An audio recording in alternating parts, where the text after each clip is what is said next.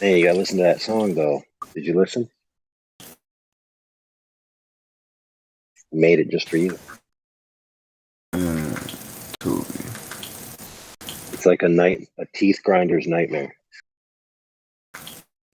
Yeah, dude. I don't know if it's from PTSD. I mean, I'm not really sure, but like for the past couple of years, I've been grinding my teeth like crazy.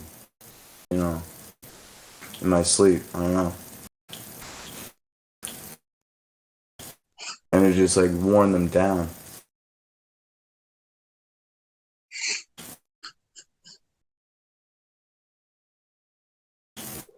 I've got one that wore down, but it's because like I had I guess, some dental work done that wasn't perfect, right? And so you know how they try to tell you to bite down on this little plate to get your thing to match. It didn't match, so it just ground down my other tooth. Now it's like got a perfect flat spot.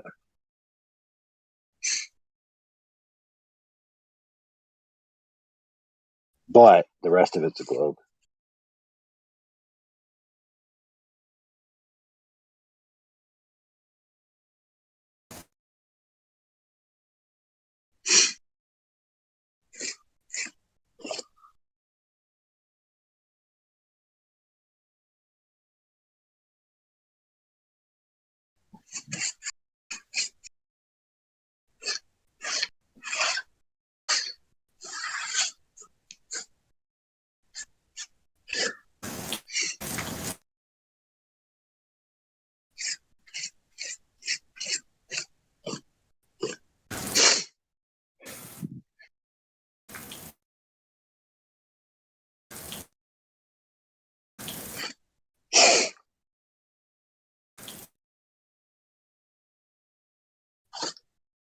Mom, Dad, Bill has.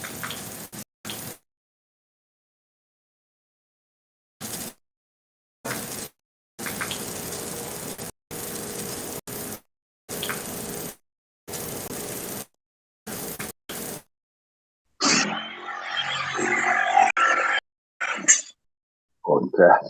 That scared me.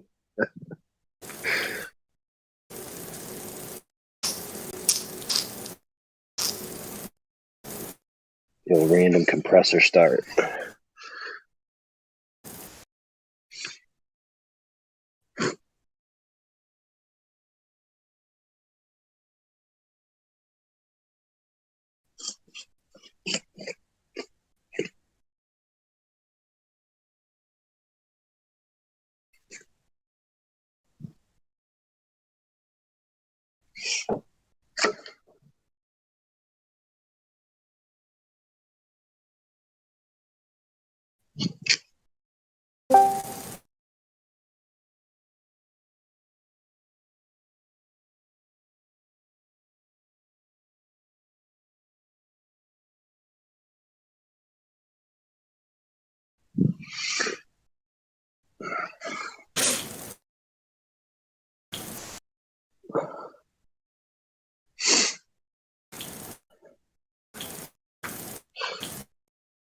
Oh man.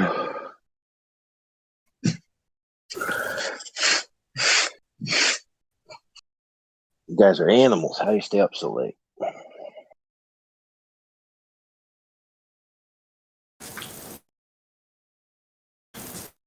Um, oh man, how to answer that one?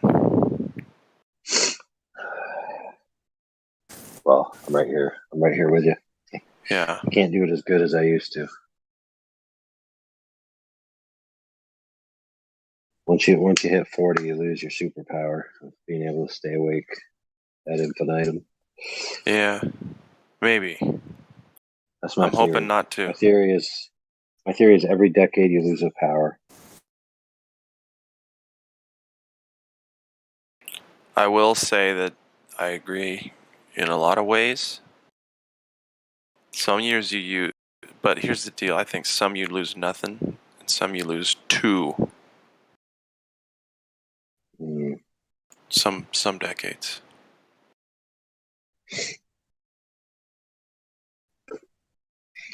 But yeah, I mean, the fire burns, doesn't it? And then it doesn't. Oh man, finally done for the night. Oh yes.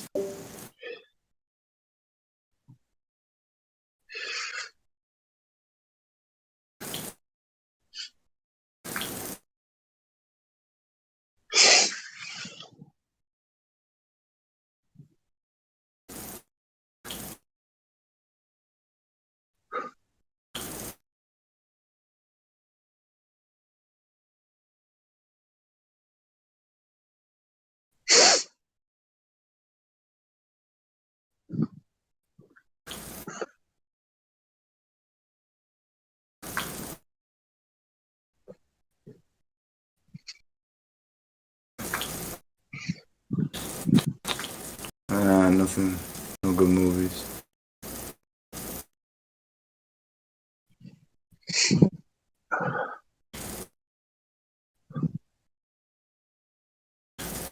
Oh.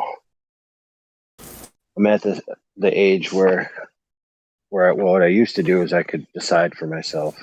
I'm just gonna stay up all night because it's way too late. I might as well just stay up and go into the next day. Now, whenever I try doing that, I just sleep the whole next day away. I fall Yeah. asleep like right around dawn, and then I'm not awake until like 9 o'clock the next day. Yeah. Yep.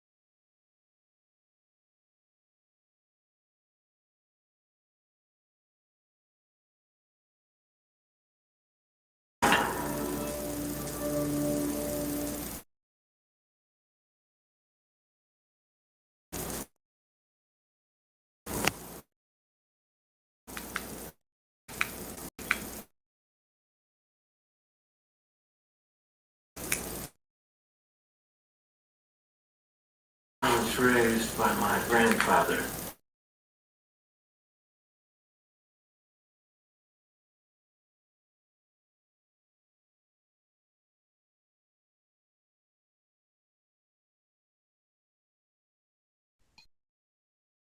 Great. Got one of those beautiful moths stuck in here. Freaking jerk. You little jerkums.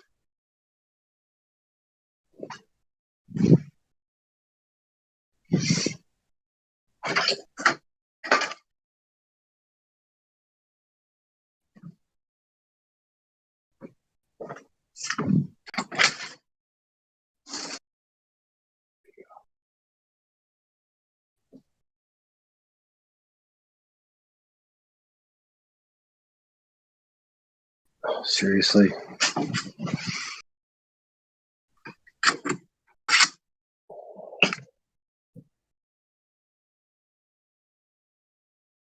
Yes. Dude, that thing's massive. Get.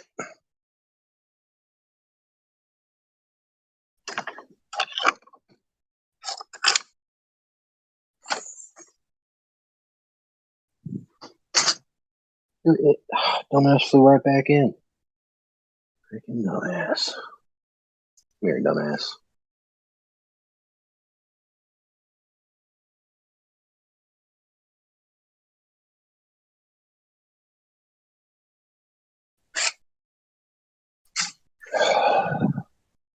Dumb retard.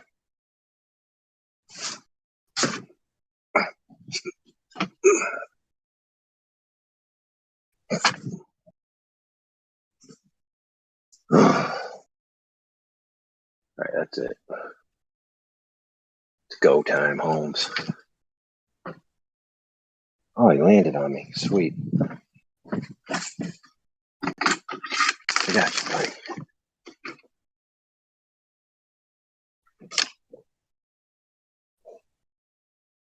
There you go. Good job, Holmes. And stay out.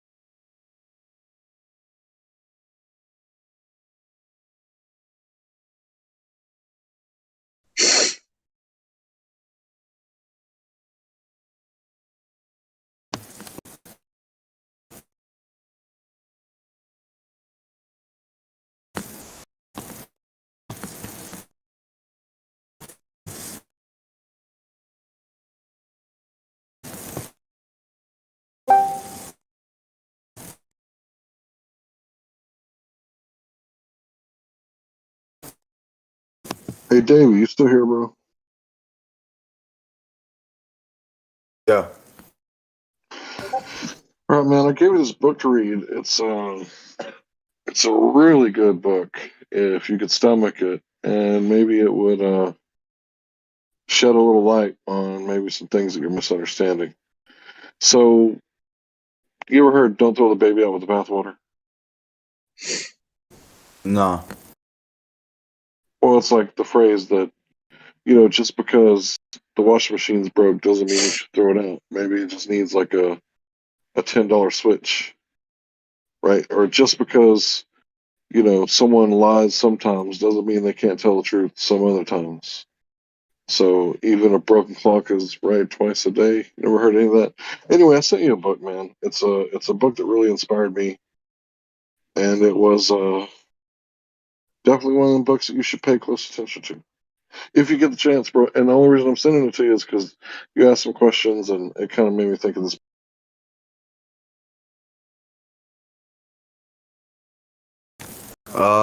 Yeah, okay. Sure. Why not? This one doesn't. Thanks. How big is the book? How long is it?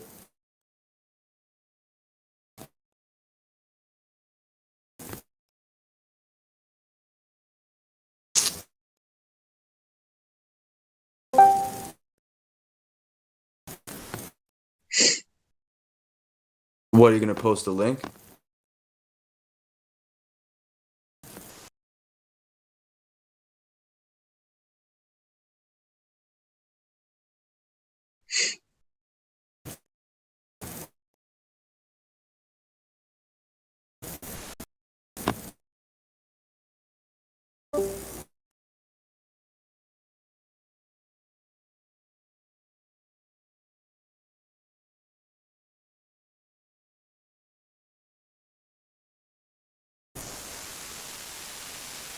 Oh, is this it?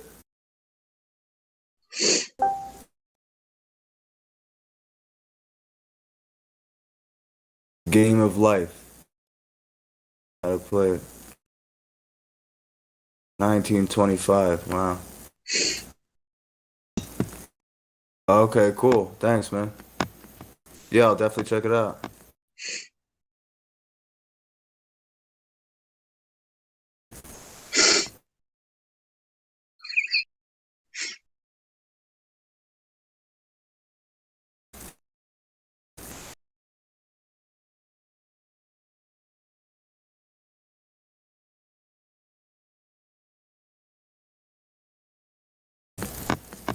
Can you hear me? Yeah. Oh, okay. Yeah, I was gonna say. Who were you just talking to?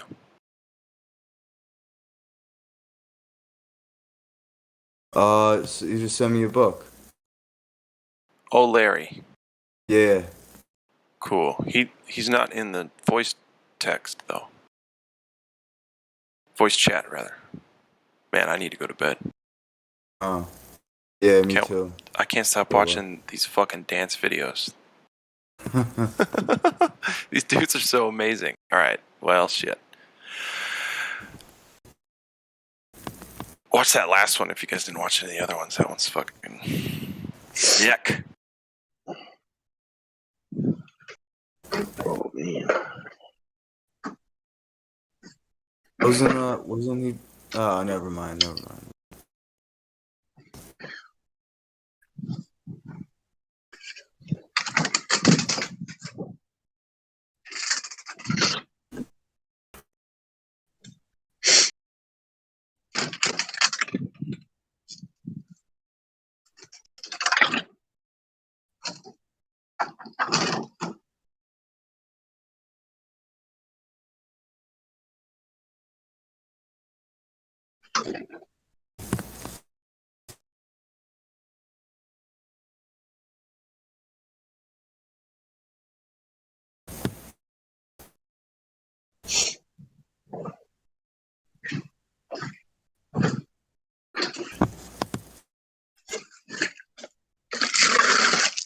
Wait, where did Larry go?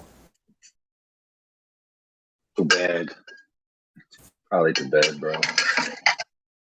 Oh, because he just said he was gonna send me a book. Yeah.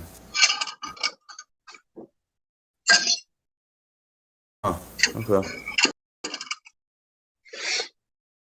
Well, sometimes people go to sleep involuntarily. No, I got the Yeah, let me. book. I just, I don't know.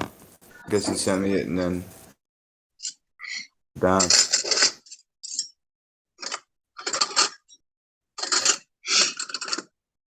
Yeah, I'm getting fucking tired.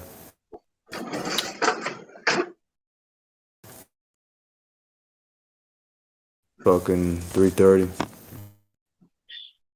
I think Larry did send you the book, Yeah, The someone Game just sent of me. Life and How to Play It. Yeah, yeah. It's right here in the Livestream voice text. Um. Okay, let me see.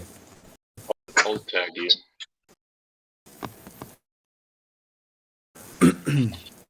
Yeah. Right here. Okay. Um. Okay, cool. Yeah, I'll definitely check it out. I'll fall asleep tonight, listening to it.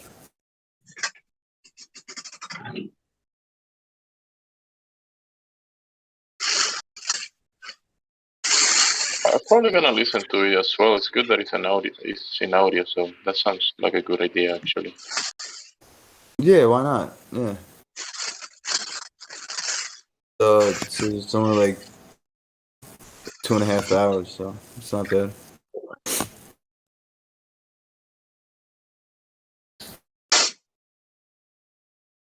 Master Key Society. They gotta subscribe from me.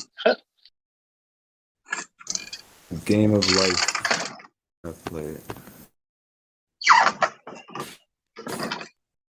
Well, it definitely sounds interesting. For sure.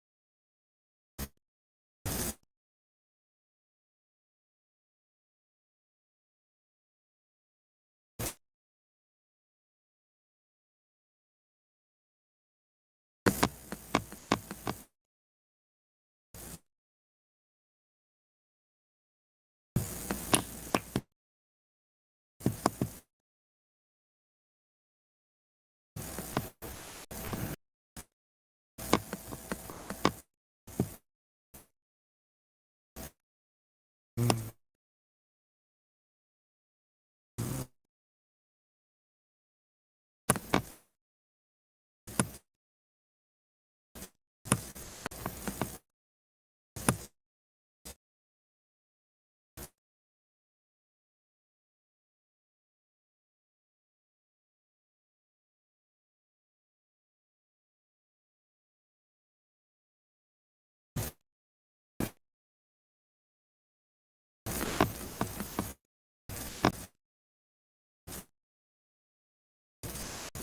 right, thanks, Jemsy.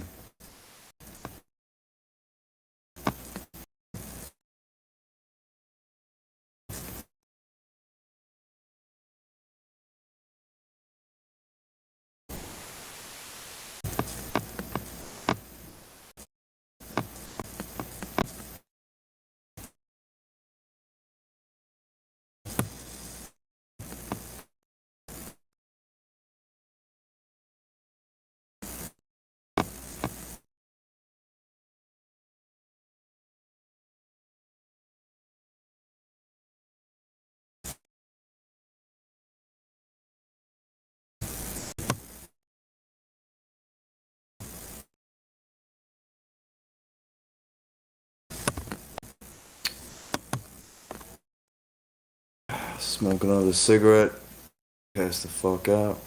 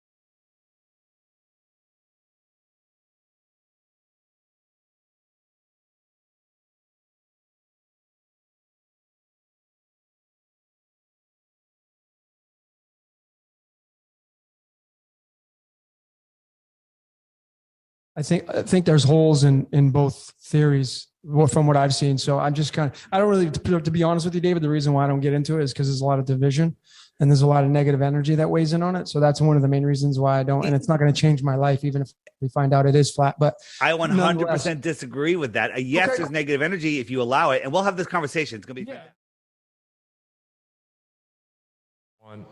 Hello and welcome to the Syncretism Society podcast, episode 8. My good friends, as you can tell, my dear friend Santos is not sitting beside me today. Earlier today, his father, Victor Bonacci, passed away at hospital, and I just want to send out the greatest and largest condolences and prayers to him and his whole family. We're all with you, my brother, and we're supporting you all the way through, as you know. So Logan will be sitting in today as our dear guest. Yes. And we have a very, very, very special guest today. You all know him very well, Mr. David Weiss. Round of applause, guys. No, come on. I don't know if they all know me. I mean, I am outspoken a little bit. But they all know you, David. They all know you. Oh, wow. Yes. Yeah. So it's amazing to have you on here. Really excited about the content that you've been providing. I've been watching you for a while now. Okay. And I was saying how you literally, I'm not going to go and say the word, but you literally take a nice all over all the Globers. Nice one. Nice big one. You know what?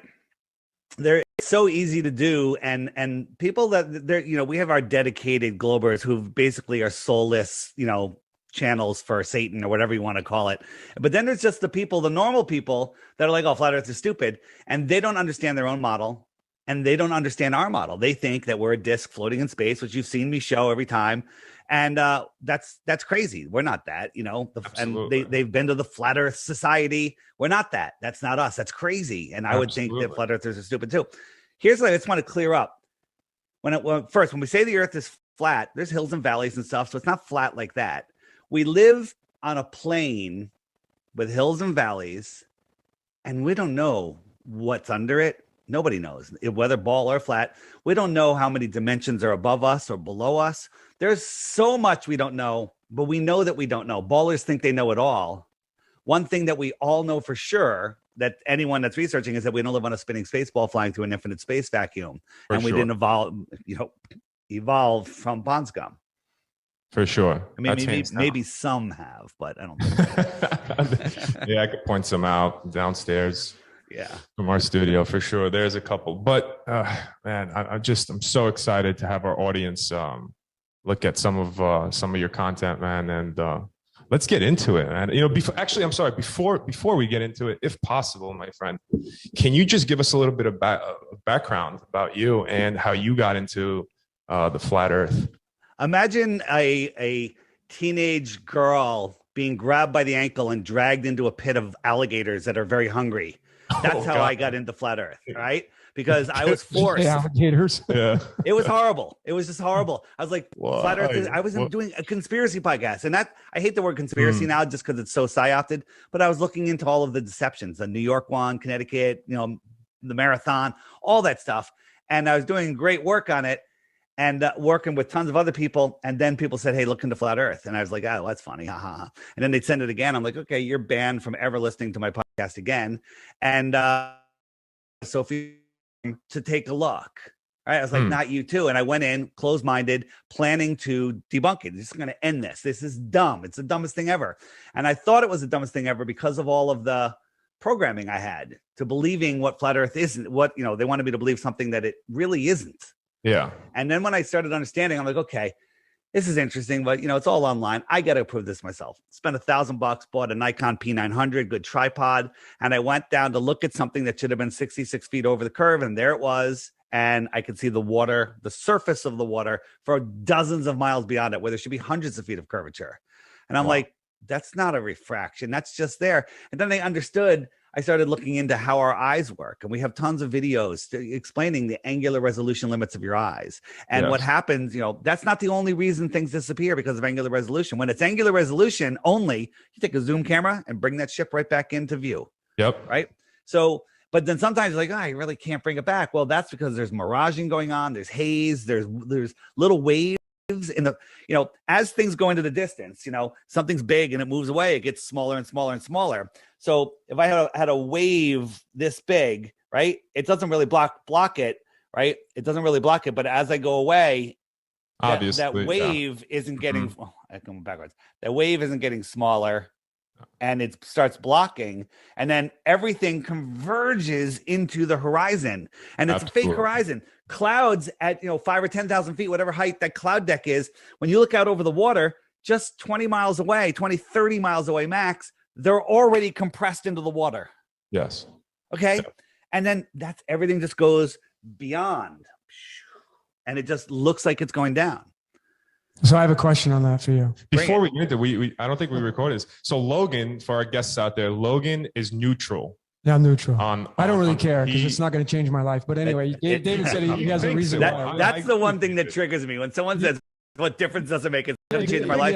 It's going to change your life. To hear what you have to say on that. It's going to change your life. Yeah. Okay. Cool. That's awesome. So I like to learn new things.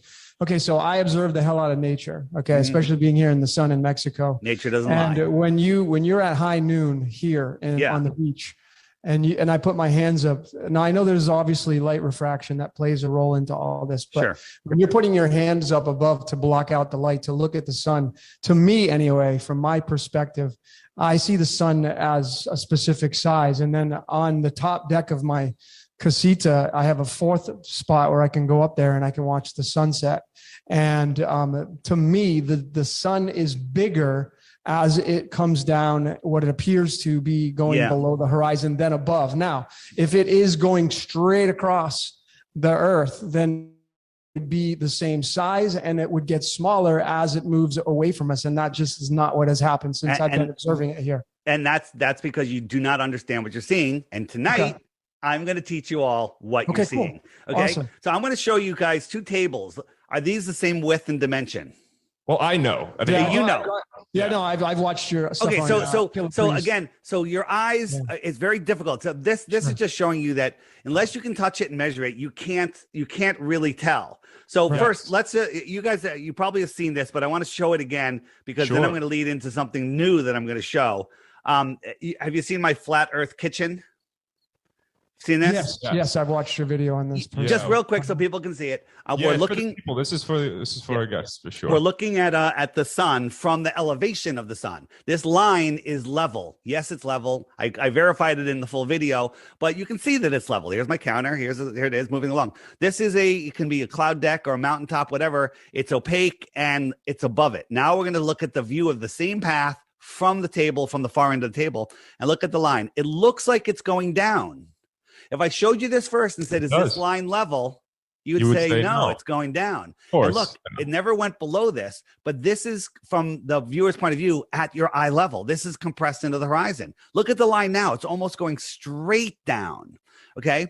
So this is just without any atmosphere, refraction, magnification, nothing. Okay. Now we compare it to a real sunset. And look, it goes behind. This is the real sunset. An atmospheric deck. So this is that cardboard bottle thing I had, right? Yep. But your eyes can't see the difference between that line and the horizon, and it all crunches together and it all just disappears beyond this cloud deck, atmospheric deck of opacity. So now we're going to talk about perspective.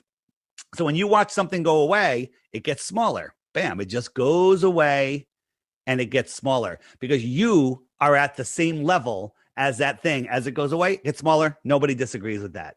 So this is perspective, and it literally goes away until it disappears.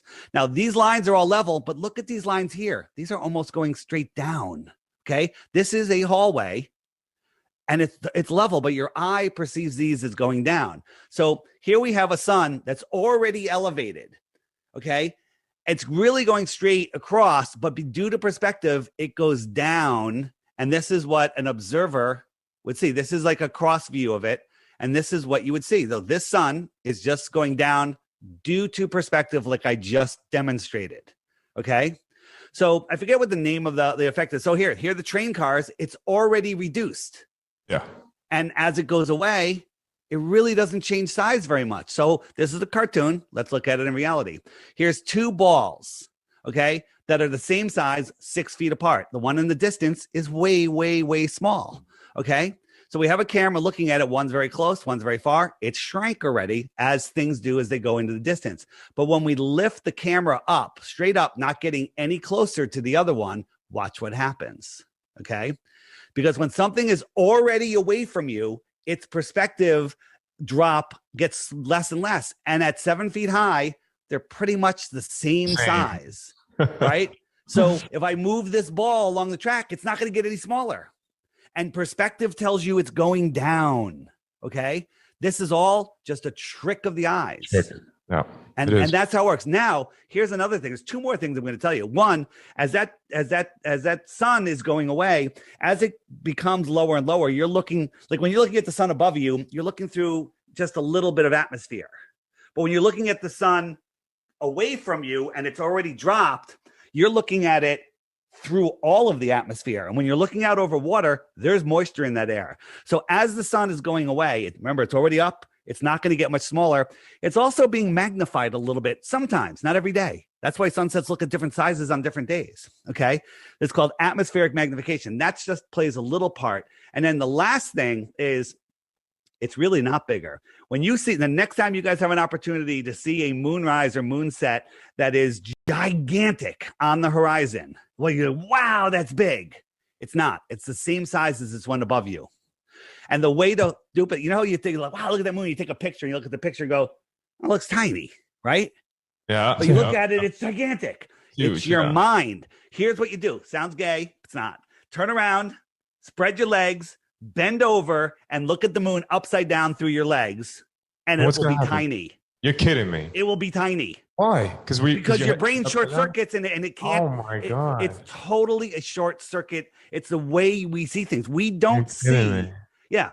So the whole argument of the sun not getting smaller, and by the way, it does get smaller many times, depending on the. Try it out later. Yeah. Is it a full moon? Look at me. No, it was a few days ago. Yeah.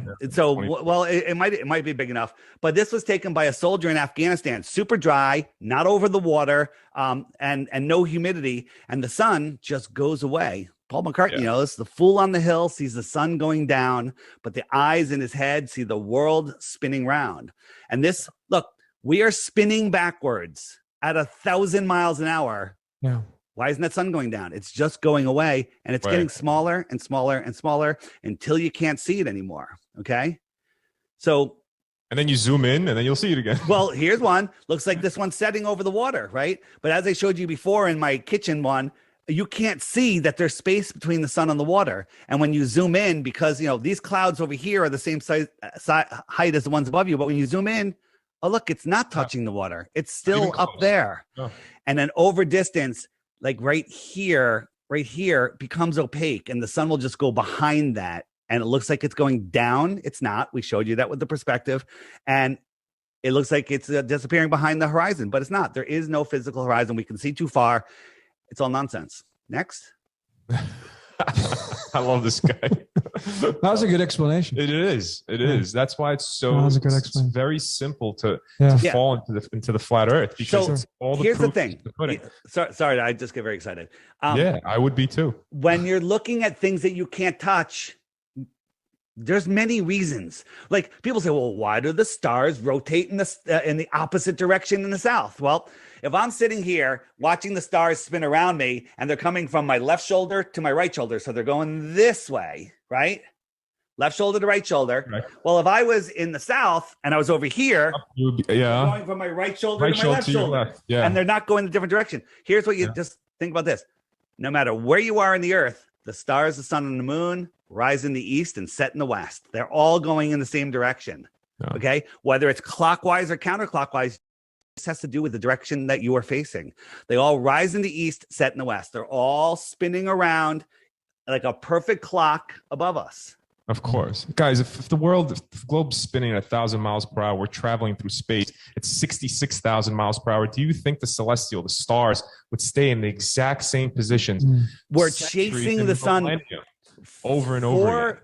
4.5 billion miles a year we move. Yeah, 4.5 billion. And there's billion. no parallax. No None. parallax ever.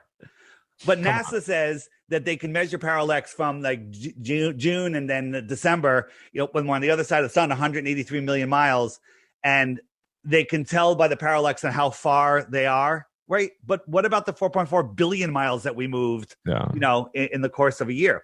And then when you talk about these speeds and distances, people have no friggin' idea. Let me just show you. Watch this. This is the hypersonic sled. It's going to go by Mach 8.4. Don't blink. Okay. Did you see it? Whoa. Okay. That's Mach 8.4? This is Mach 8.4. Wow. We are orbiting the sun 10 times faster than that. And we are chasing the sun 90 times faster than that. Insane. And all of these orbits, all of these motions are not straight. Like they're elliptical motions. Imagine you're in a car on a perfectly smooth road and you have a dinner plate and you fill it with water to the edge and you're going perfectly straight on a perfectly smooth road. That's fine, right? But when you take a little bit of a turn, that water is coming right off the plate. But we have lakes that look like this. We are going 10 times and 90 times in two different directions faster than that hypersonic sled. But we have lakes that don't do this. Neil deGrasse Tyson, the high priest of scientism, he says that because of the spin of the earth, the water bulges at the equator. Well, that makes sense. I get it. It makes sense. It was 14 miles high. 14 miles high. If I left Alaska and I wanted to fly to Santiago, I'm only flying at 5 miles high. At what point do I triple my height, my normal cruising altitude to skim over a hump of water? Okay. Well, I don't think they promote its actual water. They said that over the billions of years of development of the Earth, that it's turned into oblate spheroid. So it's not the water itself that they're talking about. They're talking, bro. Yeah, exactly. The BS that they're pulling is that the thing has turned into this oblate spheroid. It's no longer a sphere. Meanwhile, what does gravity follow the contour of that? Like you're going and gravity goes up, now go up, now go down. It's the dumbest thing ever. Here, of course it is. You know my Bitcoin challenge. I have a Bitcoin challenge on my app. If you watch the daily video every day for 2 weeks and you still think the Earth is a globe, do you know about it? No. Oh, have you seen my app? I know about your app. Yes, for sure. Right. I'm going to show you the app in a minute. We're going to go over seasons. Then I'll show you the app, and then I'll tell you my challenge. And then I got another challenge. The first challenge, you get 3 Bitcoins. The second challenge, you get 100 Bitcoins. Yeah. Wait, hold on. First of all, you got 100 Bitcoin? I'm going to give 100 Bitcoins. You got 100 Bitcoin, David? Wait until you hear the challenge. It's kind of ridiculous. Yeah, that's. I'm in crypto myself. 100 Bitcoin. Nice. That's no joke. Are you a Hexican? I'm part of the Ripple army. Ripple, baby. Oh boy. Good luck. You're either gonna make it or not make it. No, but right, Hinman's deposition was yesterday, so we're about to find out what's going on with the case. Yeah, everything's. I've got some Ripple. Good. All right, so getting back to Logan's questions. Yes. Logan, what about seasons? You want to ask that question? Yeah, actually, since we're at questions, the other one that I observe is the sun's pattern as it spins around according to the flat Earth model, and the amount of daylight and nighttime certain places on the map have. So I was looking at the south of the very south of South America and Argentina, and it having during December it has. As you're saying this, remember daylight and sunlight are 2 different things. Okay. Yeah. Okay. I got you. So the sunrise and sunset gives it about 16 hours of daylight, as well, according to the map here. Some sunlight mixed in there, yes. Right, and then you have all the way at the opposite end up in Alaska. I don't know the town, but it doesn't. It doesn't set at all. Correct. Right. So how do you manage that kind of aspects? Yeah. So on the tilted wobbling space ball, we're supposedly tilted at whatever degrees, right? My green is picking up. So we're tilted. So when the sun is summer, when it's over the Tropic of Cancer, it's summer in the north, and everything has its weather patterns. 6 months later, it's the opposite, and equal latitudes south should have the same weather, but they don't. It's completely different. Animal life is different. Plant life is different. Everything, weather, light, it's all different. So that kind of disproves the globe right there and leans towards the flat earth model. When I say lean, I mean heavily represents what we're seeing on the flat earth. What we're seeing here, this is a dome, and we have an external light just moving just a tiny bit. And you watch the light patterns. This is the actual light patterns put on the flat earth map from time and date. And you see when the sun moves in, it lights up this area. And when it moves out, it wraps around. So in the far south, it wraps. The light will wrap. Watch, because it comes around and it wraps around. And it wraps around here. So the sun is long gone because it Antarctic away from you, hint, hint. Okay. Versus when you're in the north in Norway or Alaska, the sun is arcing around you. Arctic, hint, hint. Okay. So they're telling you what's going on. This is how it happens. If the earth was a spinning globe, besides us all being dead, you wouldn't have light patterns like this. You would have matching seasons at 60 degrees south and 60 degrees north. And when you look in Alaska, there's buffalo, bison, whatever, moose, all different types of plants. But at equal latitude south, there's almost nothing. And that's because the way the sun goes around. So let me pull up my app and we'll talk about seasons and the light patterns. I have to activate it here. You getting all this, Logan? Yeah, no, definitely. He's taking it in. It's new information, and we're going to get into why it matters because listening to your podcast yesterday, you guys were hitting on all the stuff that we're worried about, and this is the most important topic of our time because if we ever get our freedoms back, how long are we going to keep it when the elite, the people that are running this place, they know the truth of this world? Okay. Yeah. Oh boy, I'm having an issue. Give me 1 second. No worries. No worries at all. What is go ahead. No. I was just gonna say about the flat earth. People need to understand that what they're trying to push onto us is the fact that we're so insignificant that we evolved, like you say, from this pond scum, that we're spinning on this globe, traveling through space meaninglessly. And this is what they're taking from us. So it does change everything. It changes everything. It changes the whole ball game. So, all right, Logan. So here we go. Yeah. Everything I'm going to say here is really easy to understand. Clear your head from the memorization and regurgitation training you had in all of your schooling, and we're going to learn something new that's very, very simple. All right. And so imagine, before I show you, imagine, Logan, you and I are where you guys, you're in friggin' Mexico, so you don't even know what snow is, but maybe you know what snow is. Let's say you're here in Connecticut. You're from New York. All right, upstate New York. Yeah, so it's freezing cold, middle of the winter. We're sitting outside in a snowy field for some stupid reason, and we're about 20 feet apart, okay? And we're freezing. And then somebody comes over with a long pole and a big, huge heat lamp and holds it 10 feet over your head. You look up and you're like, I feel that heat. It's coming down on me. That's your summer sun.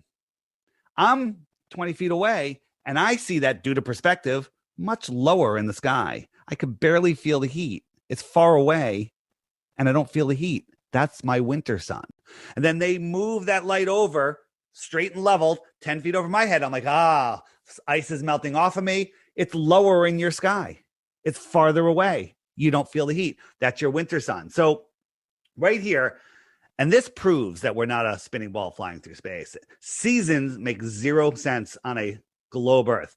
So the sun and the moon are a perfect clock. Right now, we are part of this Earth system. We, as humans, we can't live off of this Earth. We're connected to it, and they're lying to us about the time. The sun should be pinned to the hour hand, but they're telling us it's an hour later than it is for some ridiculous reason.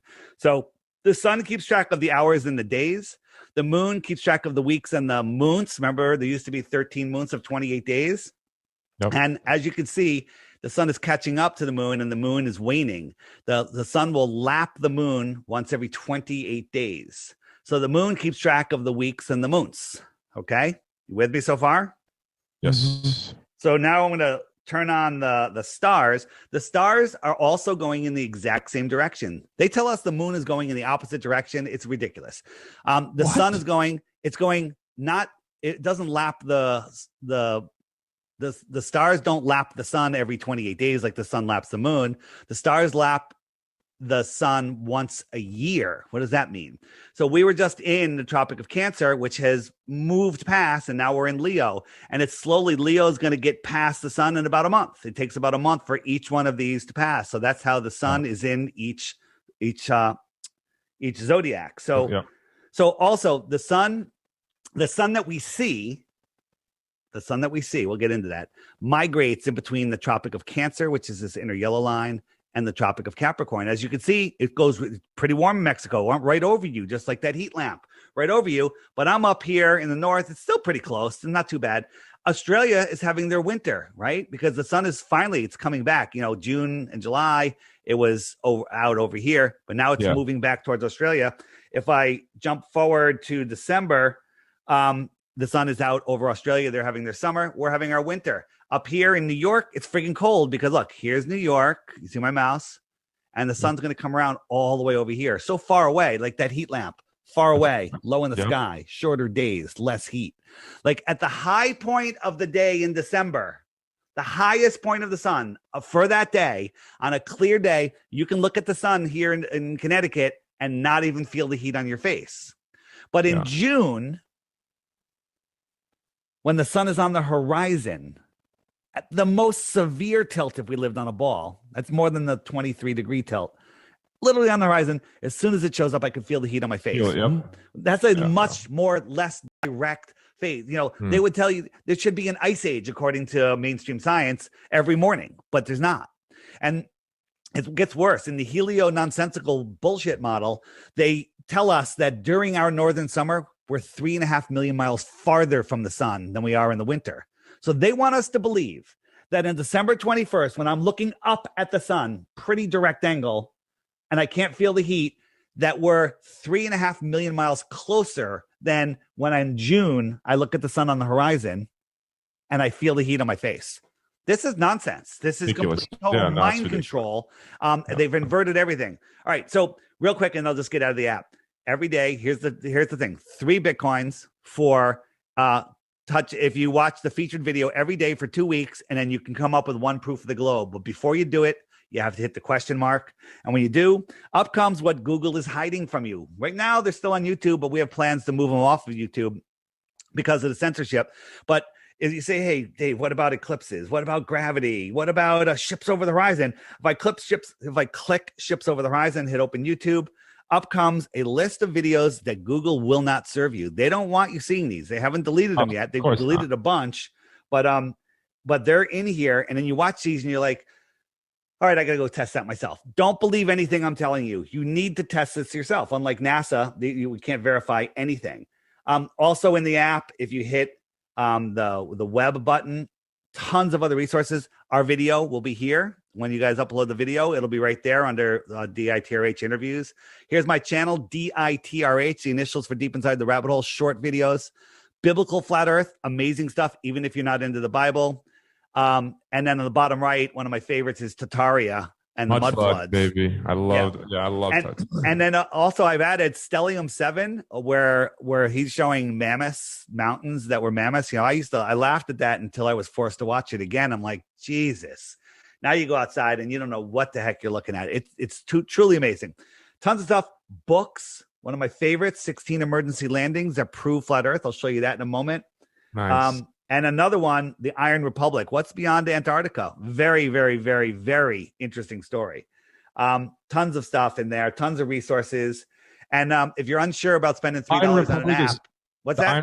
The Iron Republic is what again? It's a story about. Let me get out of the app. Also in the app, tons of, like, when you're talking flat Earth with somebody, you want to show them some pictures. You're like, oh, you believe in satellites? Like, you believe this is going on? Is that what people really believe in? This is what people believe. Look, check this out. Imagine this satellite right here is geostationary, which means this one stays above this point of land, right? Well, the Earth is this is what the Earth is doing. This is what the Earth is doing. It's spinning at 1,000 miles an hour. It's orbiting the sun at at that hypersonic 10 times the hypersonic sled speed and chasing the sun. And that satellite somehow mimics all of those distance, all of those directions, speeding up and slowing down on all of them, and somehow stays over the same point of land. That is nonsense. Complete and total nonsense. Insanity. It really is insanity. And there's so much more. And another feature I'm adding, which is literally I'm testing it this week. I think it's going to need another week or two, but you can find other flat earthers that have the app. You can turn it on and you can say, hey, you know what? I don't want to be invisible. That's fine. Or you can say, hey, just give my general position or give my exact position. So I could be like down in Mexico and say, hey, I want to go grab some tacos. And I'll look at it and go, hey, there's a couple flat earthers hanging out in the taco place on the corner. And I'll go in. I'm like, hey, I'm the guy with the gray hat. Come say hello. Like if I was at a beach and someone said, hey, sent me a message like, hey, I'm at this beach. I'm going to the tiki bar. Come say hello. I'm in. I love meeting flat earthers. They're the greatest people on earth. So, wow. You said you're in Connecticut? I am. Where? That's where I'm in lower Fairfield County. Oh, Fairfield. Okay. Is that okay? Nice. Oh man, we need this information out to everyone. Everybody. You're really tan for Connecticut, though, my friend. I spend a lot of time on the water, and nice. I enjoy my summers the best I can because the sun cures the C word, and suntan lotion gives you the C word. That's right. Oh yeah, big time. So I don't use suntan lotion. And I also turn my brightness down a little bit because I don't want to be. Oh, it's good, man. On my light. Get a little saturated going on. Oh, good for you. I'm happy that you get out there in the sun. Yeah. When are you going to come visit us, David? I want to come soon. I'm literally considering moving to Mexico. So do it. Come to our town, man. Come to our town. I will. We'll talk about it. So So seasons prove the Earth is flat. Prove that it's not a globe. What else you got? What here? If I said to you right now, what's the number one thing? We've taken the sun shrinking off the table. What's the number one thing that makes you think the Earth is a globe? I'm not even going to say flat. Let's not talk flat. What makes you think the Earth is a globe? Well, I don't think it's a globe. All right, we're done. We're done here, everybody. Really clear with everybody that's listening. I'm neutral because I said. So what do you think it is, though? If it's not a globe. No, it's not a flatter plane. No, I lean more towards the firmament. I believe that we're under something. Okay. And I think the Earth is an egg shaped, and we're actually underwater. But it's a little bit of a deep rabbit hole to go down since we're not even kind of getting into that. I would love to get into that a little bit too. Why not? Let's get into that. My question is this. My question to Logan is this: when you picture the plane that we are on, right? When you close your eyes, what do you see? Oh, for sure. Do you see us standing on a sphere? Do you see us standing on an oblate spheroid like Neil deGrasse? No, dude, I'm not into the globe at all. So what do you feel that we're on? What do you feel that we're standing on? What is it that you think that we're standing on then? If it's not a globe and if it's not a flat plane, then what is it? Is it a triangle? Is it or what is it? I mean, we could get into so many different. Well, I mean, obviously, we're on a flat stationary. So you believe I totally am 100% on board with that for sure. But there are many other layers to this whole entire concept. Absolutely. There's heavenly realms right above us. We can see them. Look at the clouds. There's things we can't really kind of define, I think. 100%. We're 1,000% on the same page. That's what I'm after, the stuff that we can't define. Yeah, the stuff that we can't define. David, I have a question for you. This is my last one, right? And I know you'll be the best person to ask. How do you clarify the moon observational points when you're on the flat Earth and everybody's seeing the same exact moon, the picture of it? If you're standing in one area and you look up, you're going to have an exact replica of someone standing in the far north looking at it. Whereas if you're really looking at it from that flat Earth and you're what do you mean by the same size? You mean? I'm talking about the same. No, the same. Exactly the same face, but the like in the south, but it looks like that in the north. But it does look like it's cartwheeling as it goes across, just because it's turning around. And in the south, it's upside down. Well, if you do a smiley face on your ceiling, and one of you stood at one end of the room and one stood at the other end, one's going to see a sad face, one's going to see a smiley face. Of course, that's that's just the orientation. That's fine. Yeah. But that's people are like, well, no, it's because you're upside down. No, that's mind control. So here's the thing. the things that we see in the sky, I don't believe any of them are physical. They're all, for lack of a better word, projections into our realm through the firmament. Right. I don't believe that the sun that we see, and there's so much more evidence coming out. If you've looked into the second sun or the spirit sun, as Crow 777 talks about, Yes. and we've seen it during an eclipse when the sun is dimmed enough where you can see the projector. You ever watch a rear view movie on like a hanging sheet or something? You can watch the whole movie on the sheet, but if you look at the sheet real carefully, you can see the projector, the source of that projection. So I believe that the sun is the sun and the moon are being projected into what I call our personal atmospheric dome. So each person is inside of the, in the center of each personal atmospheric dome. So watch, the sun's over here. It's set for this person. It's set. And as it comes back, watch this point of light, here it comes, is rising, this intersection right here. So it's noon here. It's early afternoon here, late afternoon here. I'm not catching. What do those domes represent? So these represent the way we see. We can only see a couple hundred miles, and the sun is being projected, and we're seeing it in our personal atmospheric dome. So as it moves along, imagine this being Connecticut and this being California. Yeah. All right. Yeah. So as the sun is moving away, it's noon there. It's noon there. It's late afternoon here. It's evening here. Okay. As the sun moves away, that's how we see it. So it's being projected and it's just moving around. And then, this is an animation, not an animation. Yeah, that's an animation. So we can do it in real life and get the same results. So I took a glass dome. If I could find it, it moved. And I got a light and I put it outside the dome and I moved it over. And what we see is I don't see the video. It's gone now. Where is it? Oh, here it is. So this is actually more of sunrise and sunset, but watch, I'm just moving the light across the top, not lowering it. And it looks better in person. You look inside the dome and it really looks like a ball sun. It looks like a ball. Like when you take a magnifying glass and focus it, to burn things, it looks like a ball. And then it never goes below. It just, watch, I'm bringing it back now. It appears on the horizon, sunrise. It rises up through the sky and, noon for the observer. And then it just goes away and then it fades away. It never goes below. Let me show you I don't know, you guys, you've seen this, right? This is my drone, freezing cold. It has to be below freezing, no humidity, super clear. And I watched the sun. It went down, down, down in 5 minutes times. It just went down, down, down. And if it was, the earth was spinning, it would keep going, but it didn't. It went down, down, down, down, down. And it stopped and it sat there. Super sped up. It just sat there for 10 minutes. It should have been long gone. And instead of it going down, oh my Lord. Instead of it going down, watch. It just disappeared. It just disappeared. This is the most. Is that not proof enough? Where was that at? Where was that at? I filmed this 7 different times from Connecticut. Okay, but you have to be.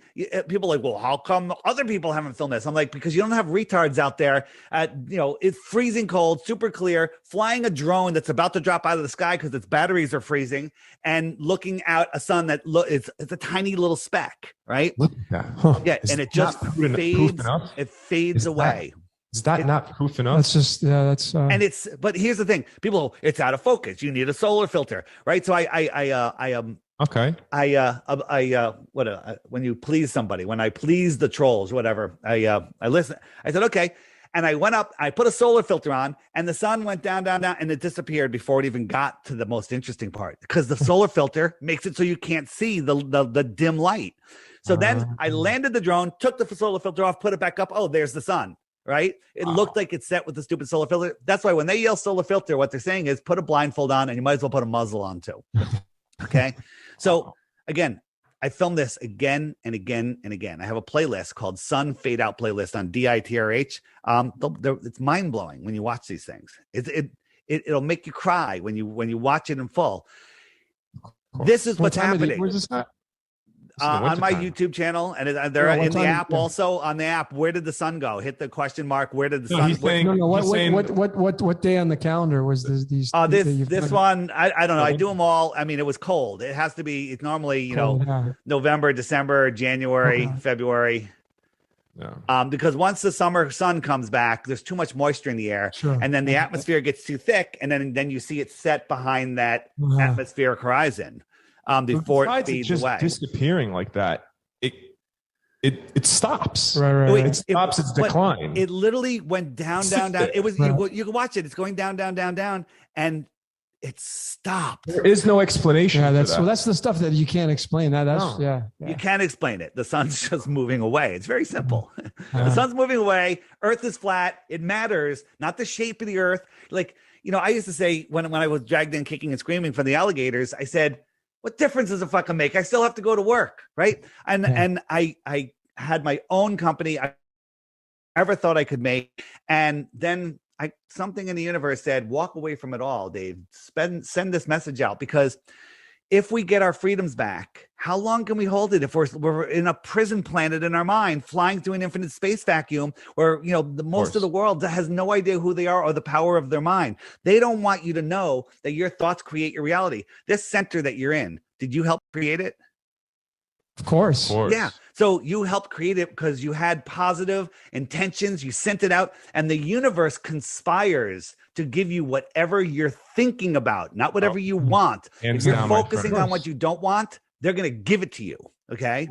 Focus on what you want, and it gets delivered. I have a friend who isn't happy with his job, and he made a comment, and I really felt it, a month ago. He's like, I'm really done with this business. I need to do something else. I'm done with it. Okay. Right. And so he's still plugging away at his job, but all of a sudden his bosses started coming down on him and started laying more and more and more crap on him. And like, look, he's like, I think they're setting me up to fail. Well, that's the universe conspiring to help him out. He's like, you just said you didn't want this, so we're helping you make that move. It's literally like you're in a river and you go with the flow, and the flow is your thoughts. And if you try to stop that river, it's just going to back up until it busts a dam. Okay. So I walked away to bring this to people. The amount of emails I get, people saying, Dave, I was depressed. I was lost. I didn't, wasn't happy. And after I found Flat Earth, my depression went away. I've never been more interested. I've met the greatest people. I went to Flattoberfest, which is a conference we're having in South Carolina in October this year. And life, it gets better. Here's the thing. When you become a flat earther, you lose some friends. Some friends are just like, they can't handle it. And then that's all right. That's their journey. My brother and sister don't talk to me. We never even discuss flat earth, so I don't even know. But you make a new family. Every single flat earther I've met at all these conferences I've gone to are now my best friends. They're amazing.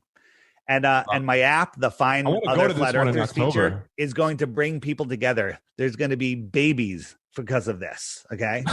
Little flat earth babies. Huh? I mean, wait, so you like talking to flat earthers. What if you were out in town, you flipped up your map and go, hey, there's a couple flat earthers. Wait, let me move in. You're like, hey, they're over there at the tequila bar. You're going over there to say hello. Because you already have more than one thing in common with somebody. If they believe in the flat earth, you already know there's more in common. Right. They're awake and aware. Yeah, and, exactly. And they're most interesting people. People from all walks of life, all socioeconomical levels, they're all awesome. And I always say, if I had a roll of $100 bills and I dropped it at the conference, somebody would figure out whose it was and return it to me. Wow. Okay. And you can't say that anywhere else. Flat earthers are amazing people. Amazing people. I just like people that are in that kind of mindset of challenging everything that's on the norm. But I heard Santos say it yesterday that he's not going to stop because flat Earth is important. When someone says it's not important, that is the worst case of Stockholm syndrome ever. It's not important that you don't know who you are. It's not important that you don't know where you are. That's not important that they're hiding free energy. They're hiding our history. They're hiding more land. Everything. They're hiding everything. They're hiding your true potential. And the thing is, everyone's like, I went to lunch with an old friend of mine when I was in the printing business. And as we walked into the place, he went and put a friggin' face muzzle on. And I friggin' yelled at him. And I told him, I called him a lot of names, one being a cuck. And I told him, I was like, what the? He goes, well, I don't know what the rules are. What rules? Here's the thing. The only power government, mind control, govern the mind, is in your imagination. It's just like space, the only thing that's going to space is your imagination. What is beyond the shoreline of Antarctica? Antarctica is the highest land on Earth. It contains our world pond. Okay. Yeah. If you're at a pond and you went to the edge and you dug a hole lower than the pond's going to flow out. Antarctica is the highest land on Earth. It's the container of our pond. What's beyond it? Maybe David, there's more land out here. That's what I wanted to talk to you about. I want to really move away. No, not move away, but I really wanted to get into the things that we don't know, the things that aren't factual to us. Yes, everything that you're presenting right now is bare facts. It's absolute evidence. What's outside of? Let's dig deep. Let's see what we could. Here's a Japanese map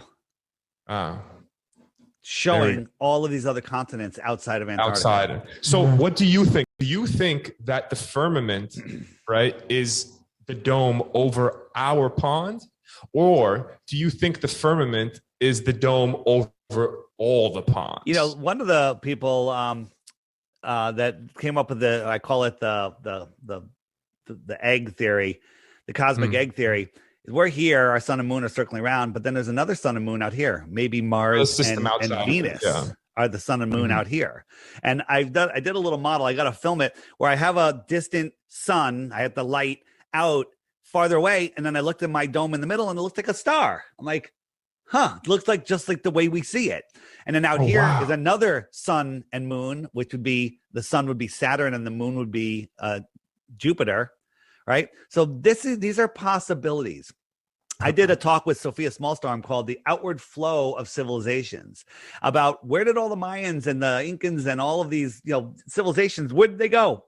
Maybe they flowed outwards with their sun, and then a new sun was born in the middle. Sounds a little biblical, right?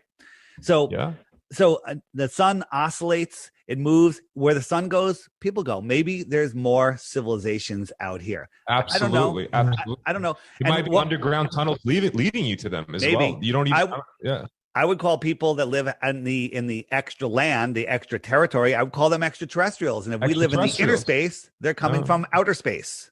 Yeah. Okay. For sure. So the book that's in the app, and you can find it on YouTube. John the Morgile read the whole book online. It's about a senator that retired, got sick of the politics and everything, and went to Antarctica, and he found an opening, and he was like going through it, and then they came out. They're in the ocean. They were lost for about a month, and they came across some land, and some people came out on a boat and said, "Oi," and they spoke English. And they're like, we're from America. Where are you from? He goes, "This is the Iron Republic." And he's like, "Where's the Iron?" It's on the other side of Antarctica, about the same distance America is. And they're like, "What?" And they went in. This was in the late 1800s. And they were taught, the guy wrote these articles about flat screen TVs and electric cars and levitating things and a whole different advanced society that was living out there. And they said, "Where did you come from?" And they're like, "Well, we used to live where you lived in the 1600s, but we didn't like the tyranny." So we moved. Imagine that. That's interesting, man. You get into the Truman Show and him exiting the stage. The True Man Show. True Man Show. Yeah, man. Right. Yeah. The True Man Show. Yeah. I actually, it's interesting, David, you're talking about this, and then you were bringing it up because I have somebody that I can't remember who it was. I think her name's Lisa. If you're watching this, thank you, Lisa. But she had sent an email on us being involved in 4 different worlds, and those are the 4 corners. And so we're in this one world where the sun is, and the sun's about to move from this one to the next one, and they don't want you to know that. Here we go. Here we go. And that's why are all the elite running to what's off of Australia? What's that? The land off of Australia. It's I'm just spacing on the name. I'm having a brain fart. New Zealand. New Zealand. Why are all the elite buying property in New Zealand? Because it's out there. If our sun moves outwards, that's going to be the tropical lands. Oh, okay. Wow. So I don't know if you guys have seen the Iwaranon stuff. Have you seen that yet? No. What's that? Okay, this is mind blowing, and I resisted it at first, but it is excited. friggin' mind blowing. Ready? You ready? This is an inverted picture, a reverse picture of the moon. And yes, I've seen. All right. Yeah. Yep. And so he mapped out all the countries, and they're all here. It's like the coincidences on top of coincidences. Dang. It's too much. It's just too much. So this outer yellow line is the shoreline of our world. So Antarctica would be out here. And so our North Pole is right here on this red line. Well, what is all this other land? So our North Pole they always tell us it's moving, right? It's moving Our North Pole's moving. So if our North Pole's moving, it goes all the way around here in a great year, like 25,000 and some odd years. So it moves 15 degrees every 2,160 years. So this puddle, the sun again goes around our North Pole. So it melts out this puddle. So in 10,000 years from now, the puddle's going to be over here. Yep. Okay. And this is where everyone's going to be. And these places out here, these outer places are very, I guess they're, I don't know. It's fascinating. It's like, I don't know, maybe our controllers are here in the middle because it always stays unfrozen because it's part of all of the circle. On the app, this is, and I put this video up. It got deleted from its original channel. On the app, you hit the web button right in the center, right here. The Lost History of Flat Earth. Hit that puppy. And now, like, if you know my channel, DITRH, my videos are less than 5 minutes each because for people with short attention span or people that think Flat Earth is stupid, they're not going to watch a 5-hour video. Never. Yeah. You're absolutely they're not. right. But here's the thing. If you're looking for, turn off, get rid of Netflix, get rid of your television, get rid of the whole thing. I tell people, and everyone that does this, I say, watch the first 10 minutes. If it's interesting, watch the second 10 minutes. It's 7 parts. Then if you like the second 10 minutes, you're 20 minutes in, just watch chapter 1 and then, come back another time. And the same thing happens every single time. Everyone watches the whole thing. I've watched it 4 times already and I'm ready to watch it again. 5-hour video. And I watch all my videos on double speed. I watch this at regular speed. Regular speed.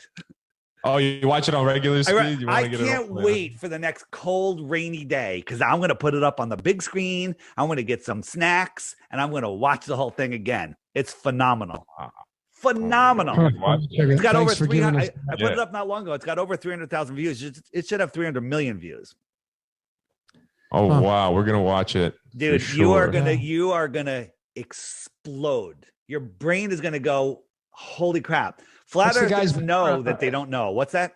Is it who's the gentleman that put the videos up? He's anonymous. He calls himself Iwaranon. And then there's also another 18-part series, much shorter videos that are phenomenal. He gets into mud floods, Sataria, technology, microwave buildings, what churches really were. It gets into everything. It gets into everything, and you can't turn it off. I wouldn't be surprised at all if we had some of them who are on the outside looking in, sending us this information. Oh, sure. So you know what's funny is I forget who said it. Maybe you guys were talking about it. This is Santos said it yesterday, I believe. This is the apocalypse. This is the lifting of the veil. Flat Earth came here to free us. Flat Earth. Why does Flat Earth matter? As I was saying, if you don't know where you are, you lost control. People that wake up to Flat Earth unplugged from the Matrix. Everyone that's living in this life is Neo in the Matrix at the beginning of the video. And all the Flat Earthers are Neo at the end of the Matrix when they've taken their power back and they've realized who they are, where they are. And they say, no, I'm not listening to you, Mr. Smith. You are a friggin' tool. Okay. And that's our governments. For sure. We're living Those this. are the apex, we're the living apex in the predators is what I like to call them. But yeah. This is the Matrix. Oh, for sure. We're in it. Of course. We're in Logan, it right now. Are you aware of the flight routes? Yeah, I've looked into the Yeah, flight but there was routes. one that you were like, how does this work, right? Yeah, but I went on and I looked at it and I was able to debunk. Yeah, I was able to make sense of it myself. Okay. You were able to make sense of it how? I don't remember. I'd have to go look at my. Let me show you one that you can't make Go sense ahead. of. Show us the audience. So this is Santiago, Chile, and this is Eastern Australia. And if you want to fly, you would think, why don't you just go like this? Directly. Right. Yeah. But we can't disturb the penguin. So, but you can still fly around. This would be the short. But instead of going this way to Australia, they go this way. What the hell are they doing? So when you go to Australia, when you go fly there, you go all the way up, all the way over, and all the way down. And it's worse. If you want to go to Western Australia, again, this would be the shortest route. Okay. They go north, they go all the way over to China and Singapore and down. This is ridiculous. But when you look at it on a flat earth map, here we go. We go up across America, China, Singapore, Western Australia, a straight line. Okay. That's how you get there. Sometimes the flights vary by like 5 hours. That's because they use the jet streams up there. you know, and sometimes they're not as favorable as they want. If you look at the teams, you know, being this huge sine wave, but on the app, if you hit the winds, and I go to 40,000 feet winds, right now we have these white and pink areas. Those are going 200 to 300 miles an hour. And by the way, they're outrunning the spin of the Earth, that 200 to 300 miles an hour. That's crazy. If the Earth was spinning, they'd be outrunning the spin instead of lagging behind like they should. But you know, but also these winds here are favorable. This is like 100, 150 mile an hour wind. So you fly up, you grab these tailwinds, and then you get over there. Bam. Wow. Yeah. So wow. fascinating stuff. Totally. I like that. The last part, that the other worlds, because that's totally got my attention. I'm gonna have to start digging into it. That is very again. Hit the Tatario. Find out about Tatario. Watch John. If you're like, oh my god, I don't have time for these big videos. John Levy, JONLEVI. All of his videos are 20 minutes. You're going to go, oh, this guy sounds a little bit depressed, but then you'll realize he's awesome. Like John Levy video comes out, drop everything, watch it, 20 minutes, right? And you can listen to him at 2.0 and he sounds like 1.0. Is that just John Levy on YouTube? John Levy on YouTube. Yeah. And I'm going to actually make a separate button for him in the app. His channel deserves a direct link with no other interference. Amazing stuff. But the other thing is, NASA, the liars at NASA, you know that NASA's fake, right? The National Association of Space well, Actors. I mean, I have my own kind of concepts on why NASA does what they do. So, do you think NASA is in space? No. I mean, I personally believe NASA is actually trying to project what they really want to do, and they need enough consciousness to tap into that idea to make it a reality. So that's just kind of what I believe. I can follow that. So I just want to show you what happens is NASA's in charge of radar, NASA's in charge of GPS, NASA's in charge of all flight routes, all international flight routes. So they've got full control of where people go, you know, and how they get there. So there occasionally, though, something happens on an airplane and they have to do an emergency landing. As a matter of fact, I think it's today's featured video. Today's video on the app is another emergency landing. Look at that.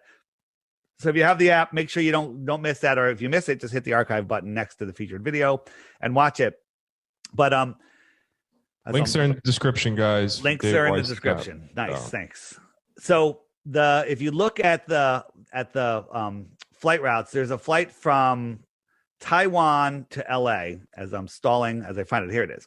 So Taiwan to LA, this is where they say they're going.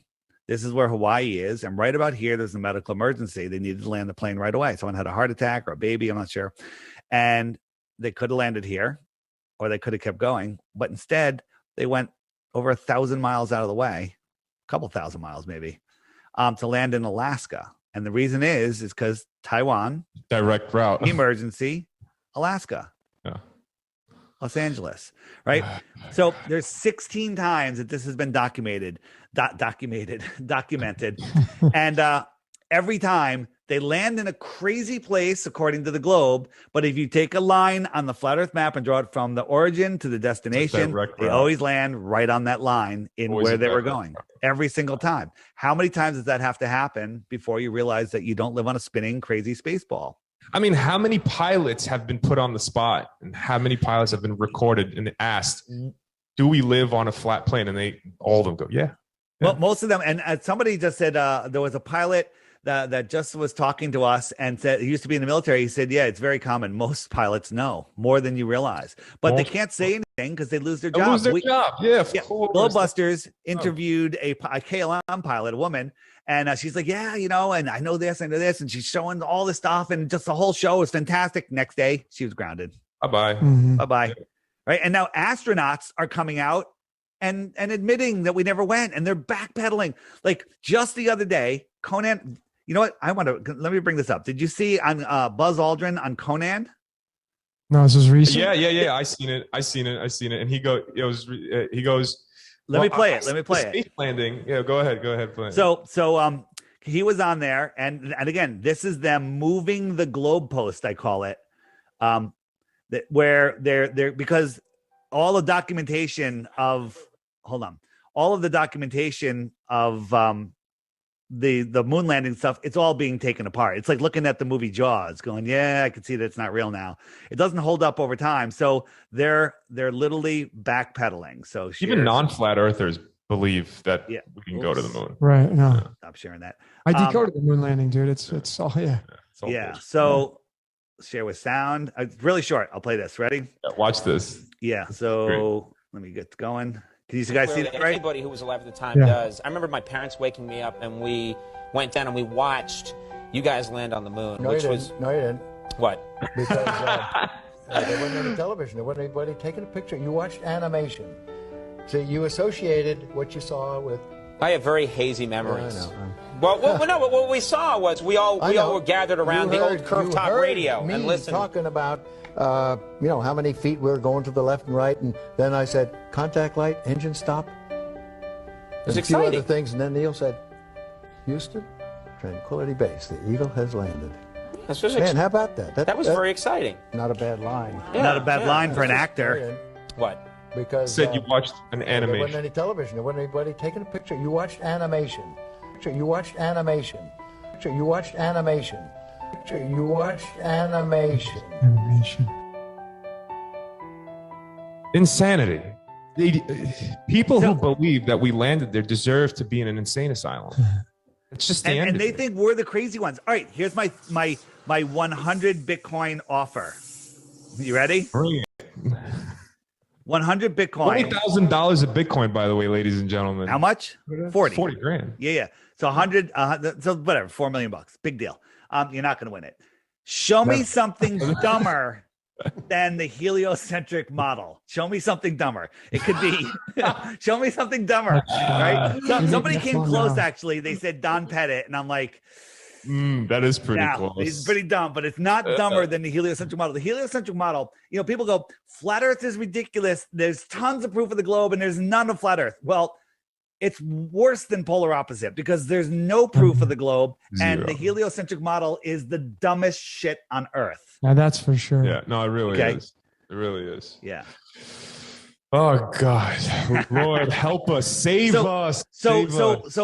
Listen, Logan, you triggered me on 2 points. One, your name's Logan, and we had a Logan that we don't like very much. So I'm trying to get over that. That's not your fault. But that on me, dude. This is the best Logan. I'm not. It's my own personal problem. He's the complete polar opposite of that Logan. I guarantee you. Thank God. And so, why does it matter? All the flat Earth, I woke people up to all those other deceptions I talked about, and they go right back to sleep because it doesn't affect them.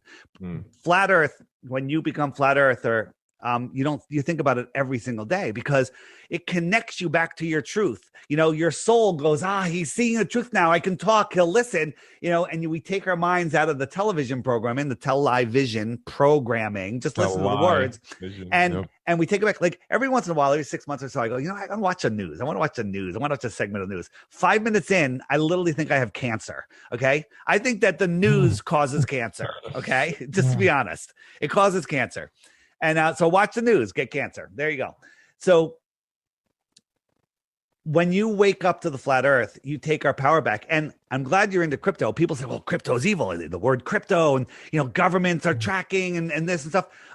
Bitcoin is trackable. It's super trackable. Many things. Of course Ripple, it is. trackable. But there's privacy coins out there. When people wake Monero. up to what Monero and Pirate Chain, right? Pirate Chain. Yeah. And other ones. So when people wake up to this, the people that are running this world are the people that are controlling us with their nonsense fiat money. They don't need money. They need money to control us. They have our minds in a prison. That's the globe. And they control us with their money. Now we need money to operate in their system. People say, why don't we just trade? I was like, well, I've got something. I've got this big crystal here that you guys want, and I want to buy that painting from you. Well, how am I going to transfer the money or whatever, whatever. And crypto is the perfect money. If it's done right, if we control it, and we do control it.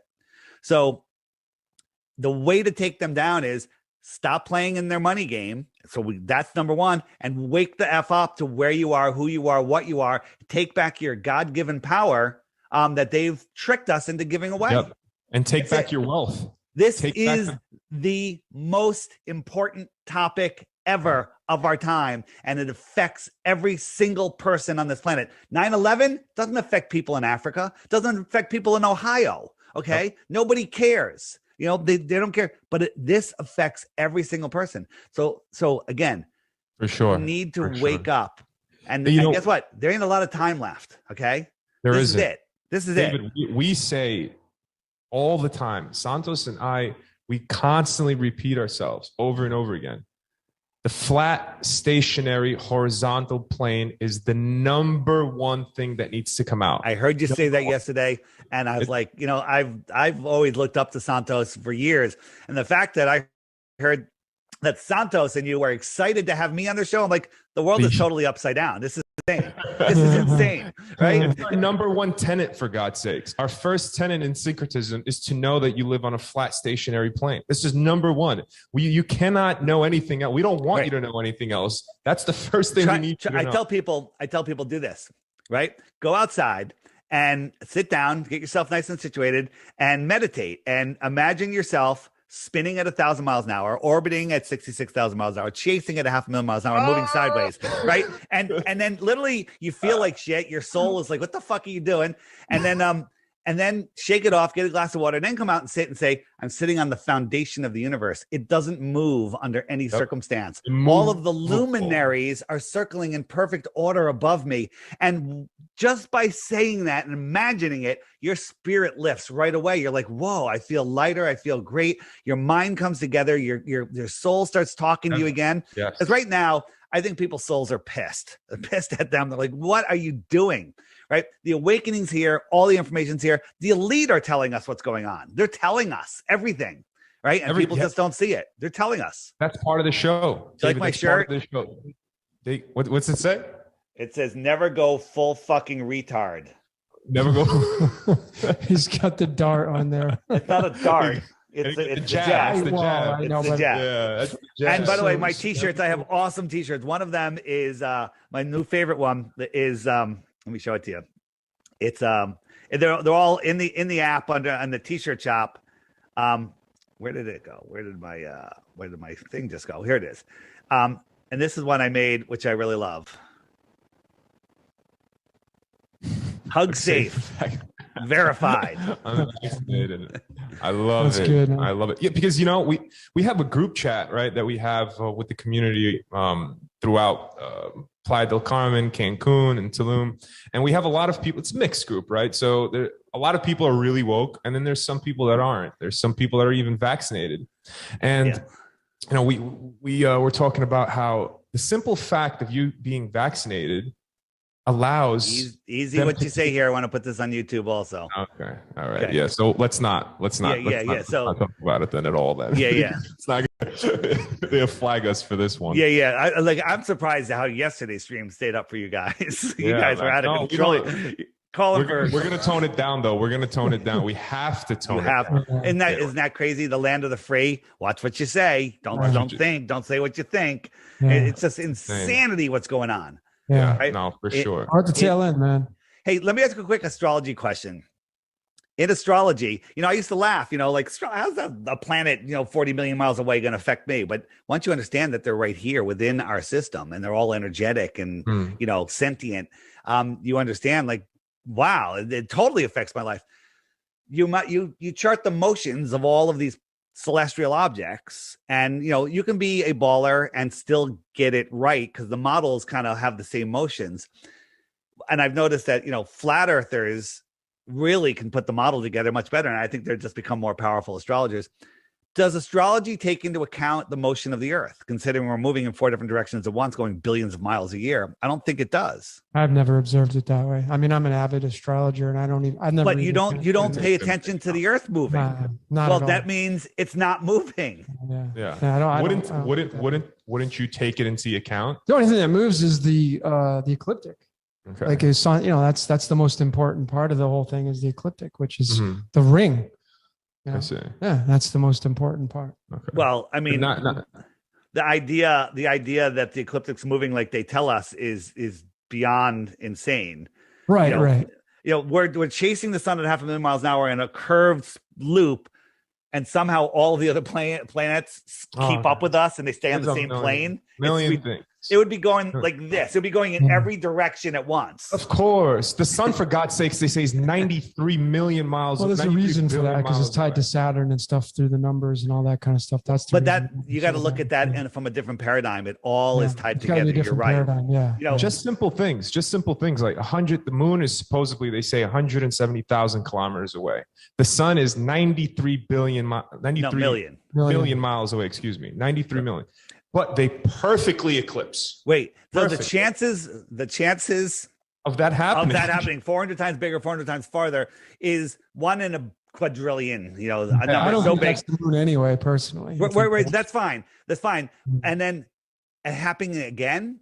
Well, that's like winning the Powerball 2 days in a row, right? And then it's worse. It's worse than that. And then it happens every year. And then 18 years later, the entire cycle repeats. Okay, the Soros cycle, the eclipses repeat every 18 years. Does that sound like a random beehive, heliocentric, gravity-induced theory, dark matter universe, or does it sound like a perfectly ordered clock in the sky? Oh, it's a perfect. David, definitely, it's perfectly orchestrated. I'm moving in close to the camera on this one.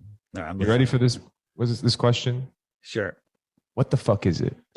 What the fuck is this place? What the fuck are we doing here? Yeah, we're in a physical simulation, and we're here to expand the mind of the creator. Okay, we are the creator. We are the creator. With our soul, this is just Absolutely. a meat suit. Our soul animates this meat suit, and our soul is a piece of the creator. All of us together are the creator. Okay, That's right.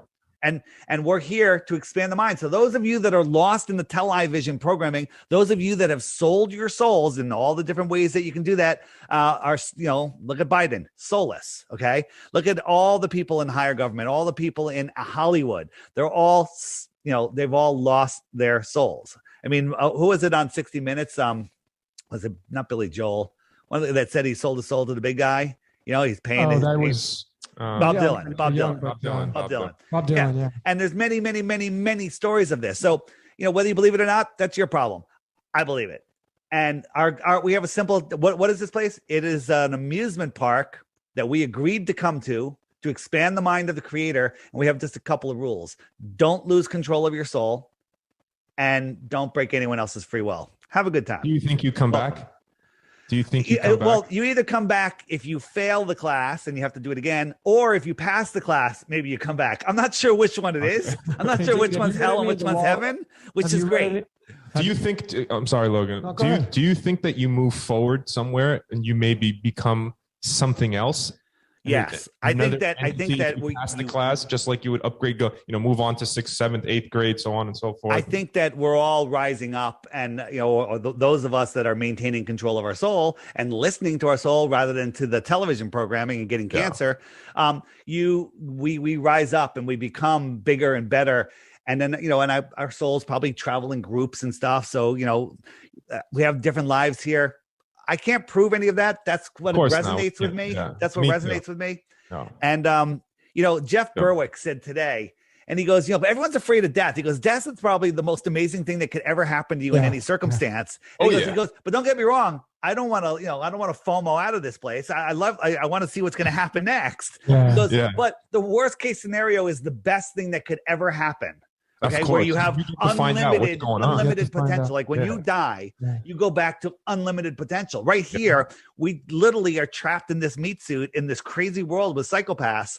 I find it fascinating. I love puzzles, and this place is a puzzle. And I love roller coasters. This place is a roller coaster. I'm happy as can be. Yeah. David, what's your birthday? Just your month and day? July 16th. Oh, okay. Oh, happy belated, man. Yeah. Happy belated. Yeah. Thank you. Well, it's interesting because you have so I'm into the cards. I'm into tarot and astrology and all that stuff. Fascinating stuff. That's the real science. I don't understand. You and Santos have the same birth card. I know. I heard that the other day. When was he born? Like July? He's March 24th. But these cards have a certain boilerplate chart to them, and July 16th is the Queen Clubs, which is the same as Santos. Wow. Yeah. Hey guys, Crazy. what are we doing on time, by the way? I got to run anyway. We got to 'cause go. Time's I got up. reading. Time's up. Hey, David. David, thank you so much, man, for sharing your wisdom. You're such a blessing just to have on, man. Really, truthfully, man. I love your energy and I love your everything about you. Everything. And I would love for you to come on again if you can, please, with Santos here. It'll be. How close are you guys to the water in Mexico? 2 blocks. Right here. It's literally right. Two here. blocks. I'm moving there. I'm coming. It's not 2 city blocks, by the way. Yeah, no, it's just crossing 2 streets. I should say it's crossing 2 streets. All right. It's And you're on the. Are you on the Gulf side or the ocean side? No, We are on the water. Like we're 2 streets. Which side? On the ocean side, the Pacific side, or the Gulf side? on the Atlantic side. On the Atlantic side. On the Atlantic side. Okay. Yeah, of course. Yeah. We're in Cancun. We're one town up from Cancun. I don't know my geography of Mexico. You got to come to Puerto Morelos. Yeah. It's Right. one town over. It's magical. You really got to come. We'll talk about it. Let's talk about it. Let me tell people real quick. If you're a flat earther, you probably already know about my app. Get the app because the Find Other Flat Earthers thing is going to be a game changer. We're going to use their technology to bring us together when they want us apart. Okay. There's going to be flat earth meetups every day, everywhere, because people are going to go out. Like if I'm in like New York City or Mexico or California, I'll look and I'm like, hey, there's some flat earthers at this beach or at this bar. I'm going to go. I'm going to meet new people every time I go out. Love it. Quickly, can you tell us about what's going on in October again? In October, if you go to flatearthfestivals.com, and we have it's a dual conference and music festival, 2 days. I think it's Saturday and Sunday in like February and October 22nd, right around that weekend, whatever it is. Flatearthfestivals.com. Click Flattoberfest. It's inexpensive. It's in South Carolina. There's people coming from all over the country. I believe there's people coming from other countries. I'm driving down from Connecticut, and this is the third or fourth time, and it's always a blast just getting around flat earthers. Forget the presentations, forget all the other stuff. It's all about meeting. Like you turn around, the person behind you that you've never seen before is your closest friend. Hey man, I'm probably gonna come. I'm probably gonna join you, man. Absolutely, 100%. Flatearthfestivals.com. We're in South Carolina. It's in Spartanburg, I believe. I'm saying that correctly. I got yelled at. That's where that's at. Yeah. Okay. And grab a ticket and grab the hotel or find a bed and breakfast because I don't know how many there are. Wonderful, David. All of David's links are in the description, guys. Go to his channel. Guys, so much. He has so much to offer, so much. And promise us you're going to come on again, right? I will come on again. I would like to talk to Santos. It's always been something I've wanted to do. Of course. The app, just watch out. They're on the Android. You need an 8.0 or higher. There's already a Flat Earth Society, but it's run by the Ron Media Group, who ripped off the name, ripped off some of the graphics. I think their app is free. I'm not even sure. Don't send me emails telling me my app sucks. My app is the highest rated app in both stores. Okay. And they're gatekeeping you there. They have, the trolls on there. It's just horrible. Your app is just $1.99 or something, right? It's $2.99. $2.99 one-time charge. Now people say, well, there's a pop-up that says, would you like to subscribe? The pop-up shows up. It's 99 cents a month, but you don't have to pay it. It pops up once a day. There's no ad. You exit out the second it comes up and it's gone. And that's it. And you still get everything. But the app costs thousands of dollars a month to run. So people wanted me to add more stuff. They're like, put a donation link on there, Dave. And I'm like, they don't let you put a donation link. So I put a subscribe link and you could just literally exit out. But if you love the app and you want to support me, it's $11 a year. Go for it. I'm going to go for it. I'm already there. That's it. Yeah. You got the me app, the new feature that's the only thing that it's going to require a subscription. It'll still work, but you just can't message somebody unless you're a subscriber because the messaging costs money. I'm starting literally my own instant messenger thing. It's insane. You're the man. Cool. You are the man. You are the man. Guys, get on his app, download it, subscribe. All right. You need to be supporting these people. You need to be supporting people. Here's the thing though.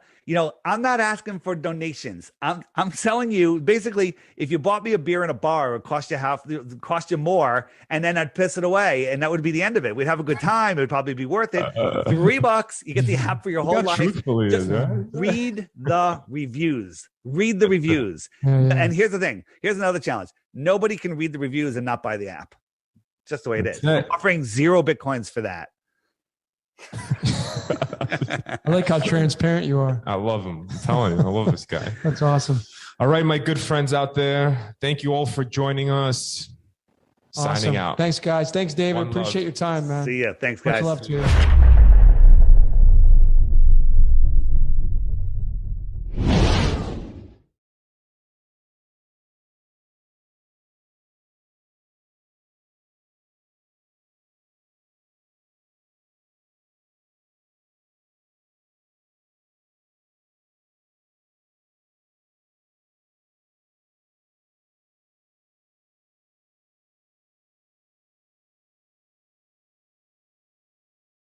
All right, listen. If I was to tell you 3 simple questions, would you be able to answer them about the globe? Do you think? Potentially, yeah. Okay, 3 simple questions. How have they measured the curvature of the Earth from ancient times up till? They said that the Earth was established to be a globe at least 1,000 years. For at least 1,000 years. Yeah. Well, I couldn't tell you the scientists because I haven't got anything up in front of me. But there's some scientists who used a mountain and also a lighthouse. It was somewhere in Egypt or something. And he basically went up. He knew the distance between these 2 points, went through them to sort of figure out the distance between the top points, the bottom points, and then sort of work out the curvature of the Earth. Alright, so what I'd like to ask you is that the method that you're speaking of right now, do you know it fully, or are you just kind of vaguely responding to what you think it was? Just vaguely responding. Okay. Yeah, it's good that you're honest in this conversation because that is key, right? Yeah. For us to have a good discourse. Yeah, All right, so since you are vague, I would say that, well, you just believe that that's how they measured it, right? I mean, because of the information that you received and how you're telling us, right? Yeah. Okay, so now up until this point, is there any time in recent times that they've measured the curvature of the Earth that you know of? Well, I'd use this may not be a good answer in your book, but you can use the ISS as an example, as when they go up at whatever distance they are from the surface of the sphere that we live on. Well, they can see that it is in fact spherical. Okay. It's just like your own eyes. You can sort of believe it. Right, your own eyes, but not your own eyes, right? At the same time, because it's not your own eyes, it's their own eyes. They're telling you the story from that place that they're at. They are telling you the story. Right. So you're basically believing what they're saying. Once again, you're believing what some. Right. So we're just establishing, that as much as we're not going to get into any details right now in this conversation. But so far, what I'm gathering is that you just basically believe what they're telling you. So that's fine. You just believe that they said that the Earth is measured to have curvature.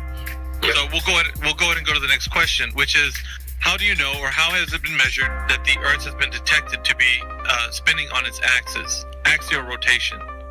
So what method do you know of that we can actually do, or has been done, that detects axial rotation?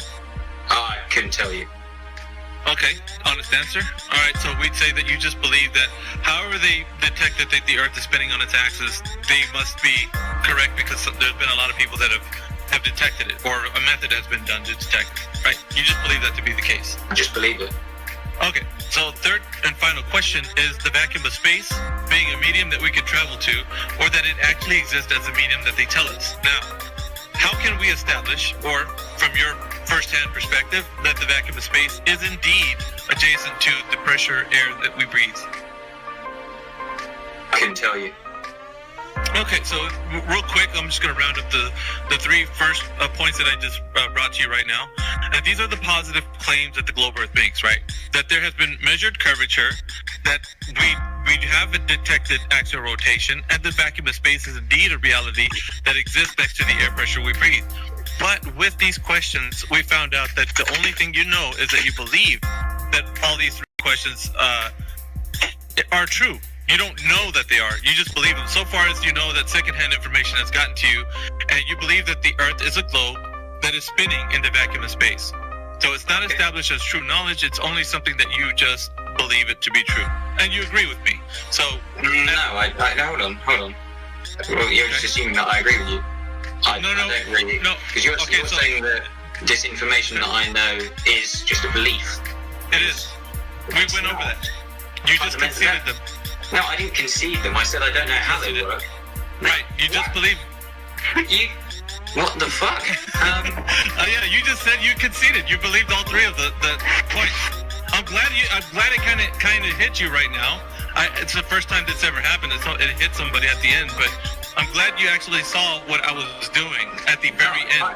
I just said that I don't. That happened. Agree with everything. That just happened. I know that you don't. It just happened. I know that. Listen, people are capable of misspeaking. Hold on. You interrupted Ben the entire time. Can you just shut the fuck up for 1 sec? You really are a rude arsehole. I'm ready. Hang on 1 second. This is the first time. Shut up. This is the first time that's ever happened that the guy actually, listen to this, right? He actually conceded the 3 points all the way through. Now he's backtracking and saying, hold on, what the hell just happened? That was and this is amazing, right? It was specifically done. I just believe that it was been done. So yeah, we lose stating a point that it's just a belief because you don't know. So you do understand the power of my kung fu now, right? You just got beat on and didn't even know it. So here's the thing, though, homie. And I know you're not gonna like this because I have you muted, but I have to because you were being very disrespectful. So you just believe that the Earth is a globe spinning in outer space. And you conceded to all 3 points, mind you. And it was live streamed. Everybody heard you concede those points. So it's not only that you conceded it, but we have tons of witnesses right now. About 50 people listening on the Discord, and about maybe 60 or 70 on the 2 live streams that we have running. So thank you very much for your participation, but it seems like you're not going to be very good to have a conversation with because of the way you were being. So unless you're going to say that you're sorry in a DM, then I'm probably just going to leave you muted for now. And let's get to some other new people that are in here.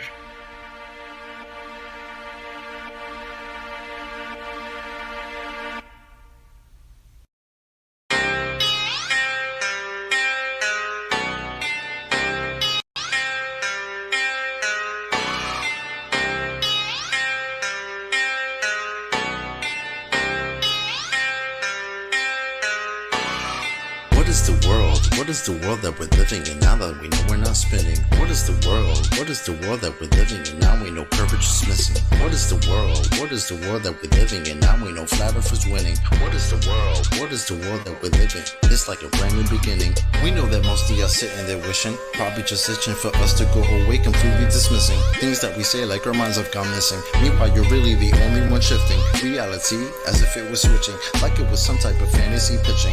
Next up the bat, but you wind up just whiffing. Nothing but air, you just can't do no hitting. Running around saying that water's sticking to outside the balls, your logic is slipping. I understand that you might think I'm tripping. Pay attention to the words that I'm spitting. Only thing that really needs any fixing, your view of the world and the way that you're thinking. No need to go always screaming and kicking. No reason to think that Earth might be tricking. If it was spinning, then we would see drifting. If it was curving, the ships would be sinking. Logical fallacy, keep on insisting. Probably just listen. How about you try some form of consistence? Ships disappear due to angular distance. Makes a lot more sense that the curve's not existence. Why the persistence? Why the pursuit of unending persistence? Fighting a war like a soldier enlisted. Really seems as though you got it all twisted. Why not just be a bit more optimistic? Lies you've been told, the veil has been lifted. Now you've been gifted, given permission to take a position, not in opposition to the world that we're living. Create ignition, start up the engine. Choose to accept it now, this is your mission. Tell us why the damn curvature's missing. Maybe just call up a mathematician, give him a listen. Have him tell you about his presuppositions. Talking about how it's not superstition. A vacuum and air pressure juxtaposition.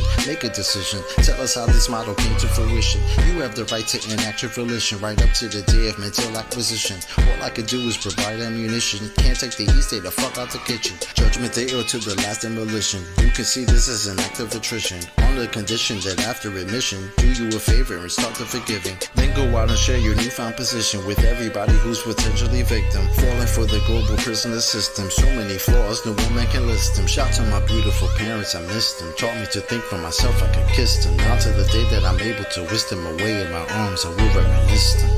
Yeah, yeah.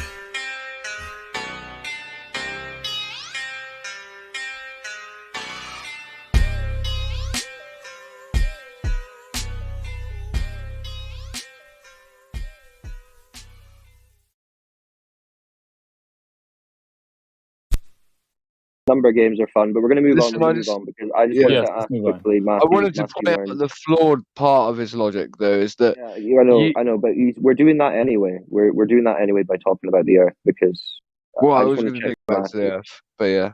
Well, let me just ask Matthew. So, Matthew, would you say that you know that the Earth is a globe, or would you say that you believe that the Earth is a globe?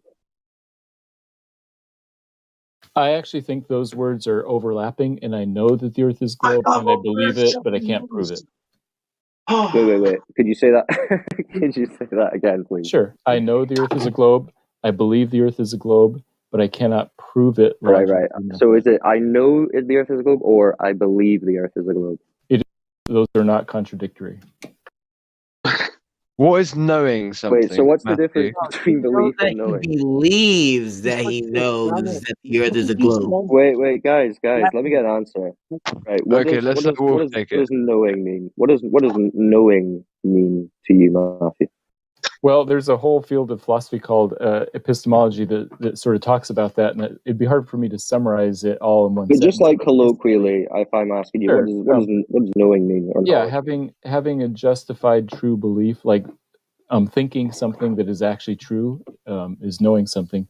Believing something is a lot more tenuous. You might believe something that's false, but you might also believe something that's true. Would you not say that knowledge would require some kind of experience? I think experience is a big part of knowledge. I think that you can know some things without experiencing them, possibly. What can you know without experiencing it? Logical truths, mathematical truths. And you know fire is hot without experiencing it? Well, No. give me an example. Give me an example of something that isn't just like a mathematical concept. We're talking about like reality. Tell me something you know about reality that you've never experienced. I guess I would say that I know that the Eiffel Tower exists. Curvature. Mm-hmm. I've never experienced it. How do you know that? Based Well, no, you don't. a whole bunch of other people saying it. My brother's been there. I believe him. Like a bunch of I evidence. liked it better So with the you Canada could example. experience that. I could, but until then, do I say that I don't know it until I've gone there? Yeah, my dad fought a sea monster when he went fishing the other day. Yeah, then you just say He that you told me. believe. What is something that you can't experience? What is something that you can't experience that you have knowledge of? What it's like to be a woman? I don't know. Are you serious? Wait. Serious? You saying you know what it's like to be a woman, Matthew? I don't know what it's like, and I can never experience it.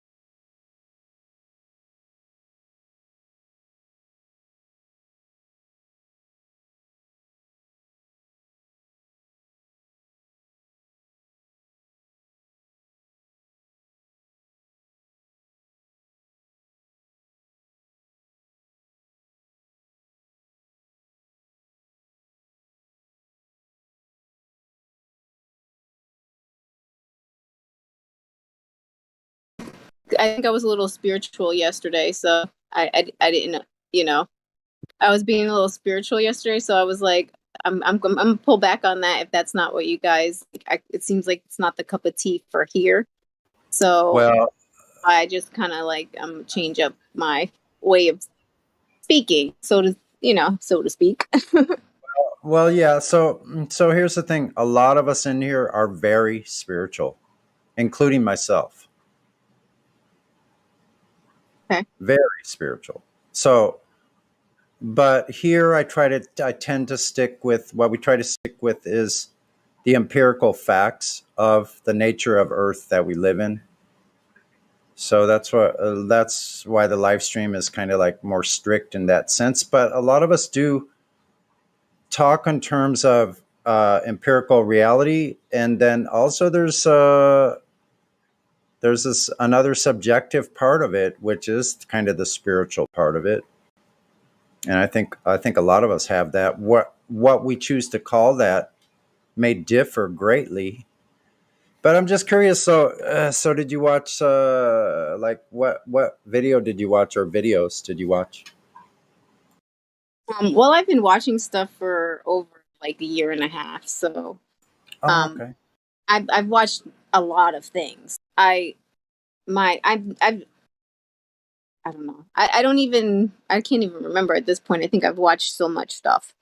I kind of dove in, and when I dive in, I I kind of go deep for a little while and watch as much as I can, and then I come up for air, you know. Yeah. So I did a lot of the uh the Flat Earth Clock app, you know, like the YouTube channel and the stuff that was on the Flat Earth Clock. Yes, that's supposedly it's really good. I'm not able to access the app at all, unfortunately, but Okay, yeah, I have the app. So I bought the app and then I did like all of those videos that they suggest kind of like every day. So they are pretty good. They do have a lot of demonstration and like uh they show you how the math doesn't work and this like so it's really good, and then they have a lot of the stuff about, the fake astronauts and things like that. So excellent. Shout out to Dave Weiss and the Flat Earth Clock, Moon, and Sun app. When are you going to get that Linux version? oh yeah. So is it not available in like the Google Play Store, or that's just Yeah, it's fine. I just have a really old device, my phone. I can't Gotcha. basically I can't download any apps that are new because the phone's too old and I just can't afford a new one. But I use a computer like I'm on now, and it's a Linux operating system, and I can't get the app in Linux. Oh, okay. I see. That sucks. Yeah, it does, because I know there's probably people around me that I could access if I was able to, but I'm not able to. So it's like strangers in the night, exchanging glances, stuff.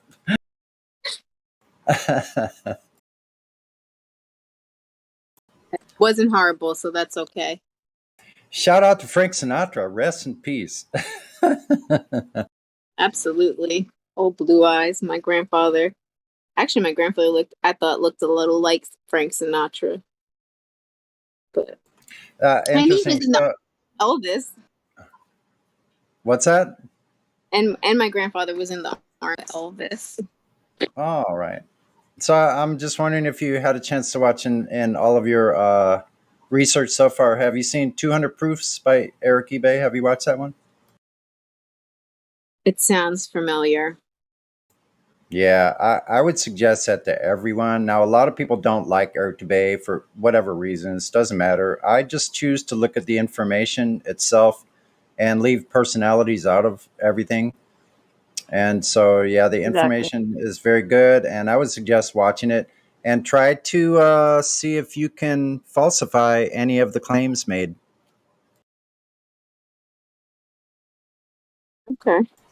Yeah. Now, some of them, of course, we're not going to be able to falsify because, like, you and I are not railroad engineers. Like, we haven't actually measured and leveled out the land for railroads to be put in. But if we listen to their testimony, it's very revealing.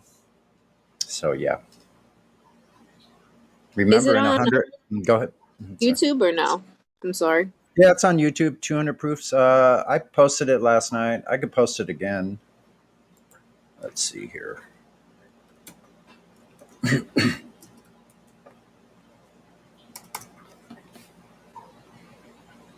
I should be able to find it. It was fairly recent. Oh.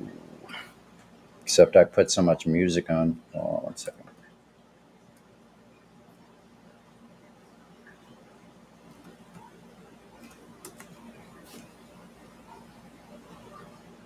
One moment. I'll be right back.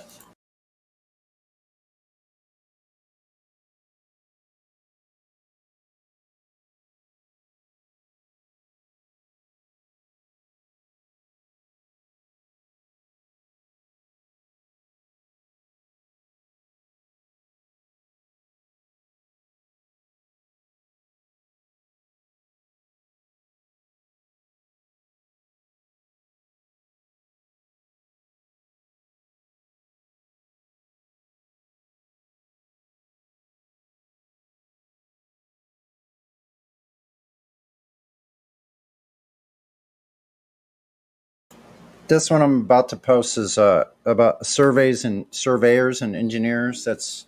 I think that's actually part of the original, but there's that one. I've also got a YouTube channel. I have over 200 videos from different people. I have a couple of my own on there. Let's see, where is this? Okay.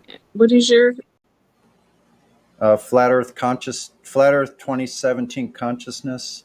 Oh, okay. So this is your so what you just posted came from your page. Yeah, that's a mirror. That's the mirrors. Those are mirrors of my of videos that I have on my channel. Here's 200 proofs. And I'll post a link for my channel if you want to look around in there as well. A lot of good information there. I've been able to get a lot of the older videos that a lot of them have been deleted or from deleted channels, but I've managed to save them, and I'm surprised they haven't been taken down. But they have my channel pushed back into some dark, dusty corner of the internet where you cannot even find it. If you type the name of my channel in, you'll never find it. They won't allow it. Unless you type the exact IRL internet address, you will not find it. Yeah, I've seen that happen to people. Yeah. I can't even type my own channel and find it. Unless I have, well, it's my channel, but if I just did an anonymous search, you won't be able to find it. So I'm stuck after 5 years with 514 subs. Oops. Wow, that's crazy. Yeah. So most of the subscribers I've gotten in the last 2 years are from here. So you literally have to, yeah, that's, well, Killing You's channel was getting subscribers too, and then yeah, you got one last night. And then all of a sudden, his just froze up, and his subscribers started dropping off, and it just didn't keep going. It was like I think they did the same thing to him. Yeah, that's because we're so free.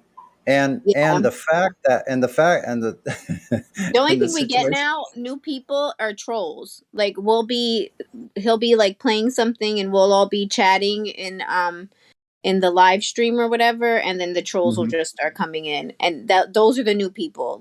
That's it. We don't get no new people really that are into what he's saying. It seems like the new people that come on are always kind of against what he's saying, so they'll come in and start stuff in the chat. Yeah, Yeah, because if something is not true, then they have to censor the shit out of it, right? Of course. They just like they censor all the other not true stuff on the internet, right? Funny how they pick and choose.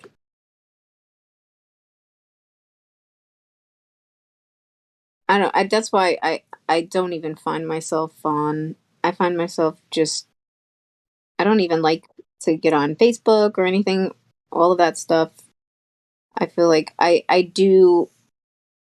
If it wasn't for like having to have Facebook Messenger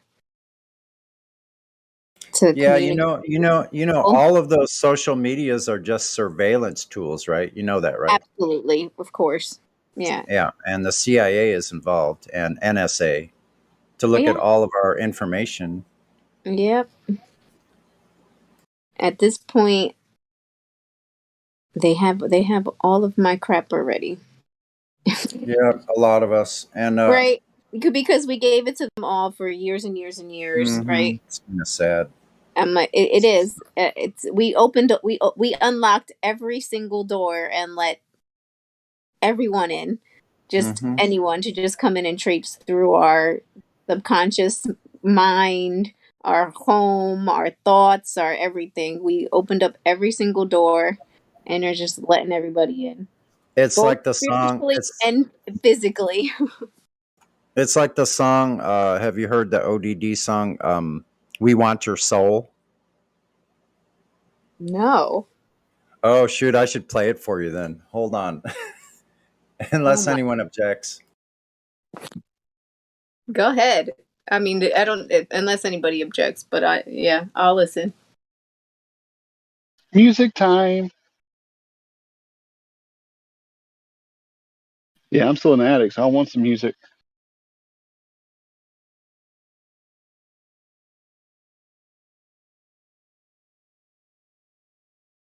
Sounds like they want you to play it. All right, coming right up here. I think you'll like it.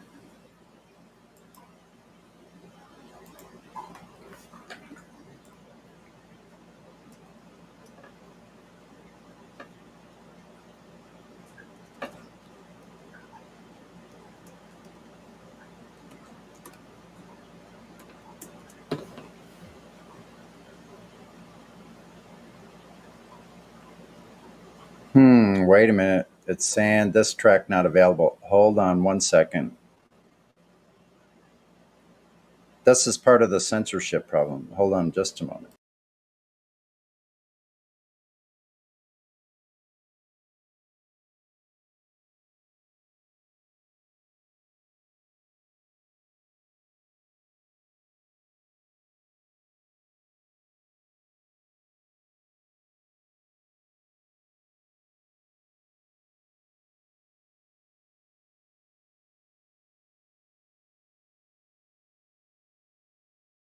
Okay, the track's been removed from SoundCloud. I'll have to search it out.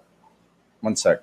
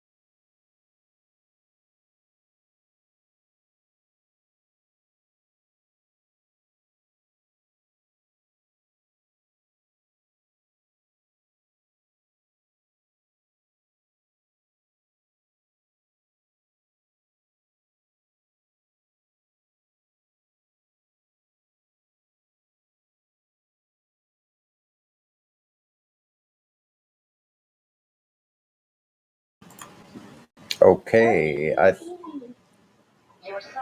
1 second.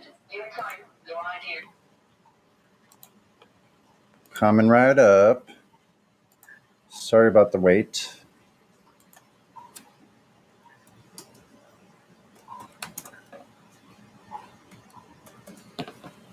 ODD TV. Your cell phone, your wallet, your time, your ideas. No barcode, no party, no ID, no beers. Your bank card, your license, your thoughts, your fears. No SIM card, no disco, no photo, not here. Your blood, your sweat, your passions, your regrets, your profits, your time off, your fashions, your sex, your pills, your grass, your tits, your ass, your laughs, your balls. We want your soul. Your house, your phone, your life, your cash, your house, your phone. We want your soul. Your house, your phone, your life, your cash, your house, your phone. We want your soul. Tell us your habits, your fads, your fears. Give us your address, your shoe size, your years, your digits, your plans, your number, your eyes, your schedule, your desktop, your details, your life. Show us your children, your photos, your home. Here, take credit, take insurance, take a loan. Get a job, get a pension, get a haircut, get a suit. Playing the lottery, play football, play the field, snore some toot. We'll show you shrink, we'll show you spook, we'll buy you drink, throw away your book. We'll sell you crap, we'll judge you down. Wanna buy big guns, we'll front that cash. Your soul, your house, your phone. We want your soul. Your house, your phone. We want your soul. Your house, your phone. We want your soul. Your house, your phone. We want your soul. Your emotions, your love, your dreams, your checkbook, your essence, your sweat, your screams, your security, your sobriety, your innocence, your society, yourself, your place, your distance, your space. Go back to bed, America. Your government is in control again. Here, watch this. Shut up. You are free to do as we tell you. You are free to do as we tell you.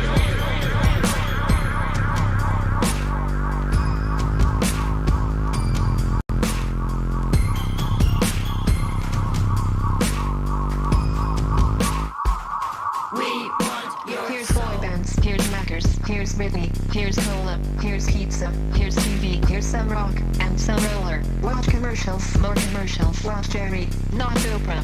Buy a better life, from the comfort of your sofa. Here's popcorn, here's magazines, here's milkshake, here's blue jeans, here's padded bars, here's armpit wax, here's football shirts, here's baseball caps, here's live talk shows, here's video game, here's cola light, here's thin morning, here's filter tips, here's collagen lips, here's all night malls, here's plastic hips. Your house, your phone. We want your soul. Your house, your phone. We want your soul. Your house, your phone. We want your soul. Your house, your phone. We want your soul. Your soul, your soul, your soul, your soul, Go back to bed, America. Your government is in control again.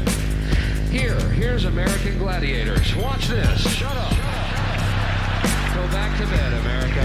Here is American Gladiators. Here is 56 channels of it. Watch these pituitary retards bang their fucking skulls together and congratulate you on living in the land of freedom. Here you go, America. You are free to do as we tell you. You are free to do as we tell you.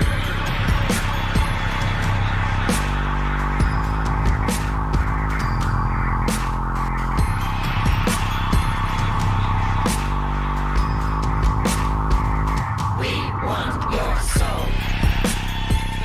We want your soul. We want your soul. We want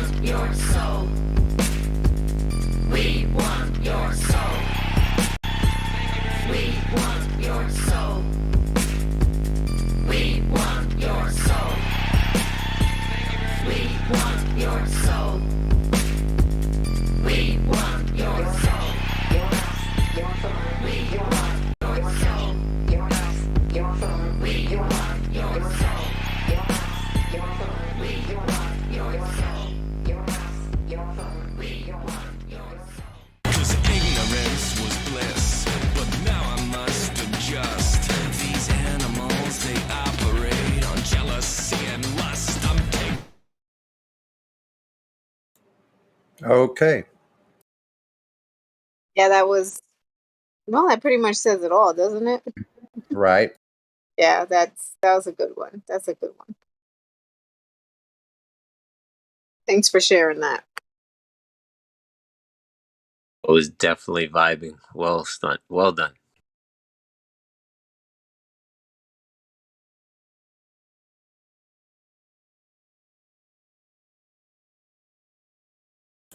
And shout out to ODD TV. If it wasn't for ODD, this server probably wouldn't be here. ODD Live is where everyone, most of the beginners or the ones that first started this server came from ODD, the live chat. And so ODD started this server, or the first one. This is does he have 2.0. Discord? No, he used to. That's where everyone here came from, basically. Oh, I didn't know. Mm-hmm. Yeah, ODD started the Flat Earth, the 24/7 Flat Earth server. That's cool. Mm-hmm. So thank you, ODD.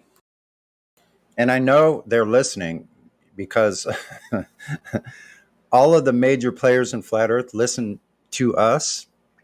The reason I know that is because they use every single argument that we come up with here, they talk about. So congratulations, 24/7. Everyone listens to us. Must be our logic.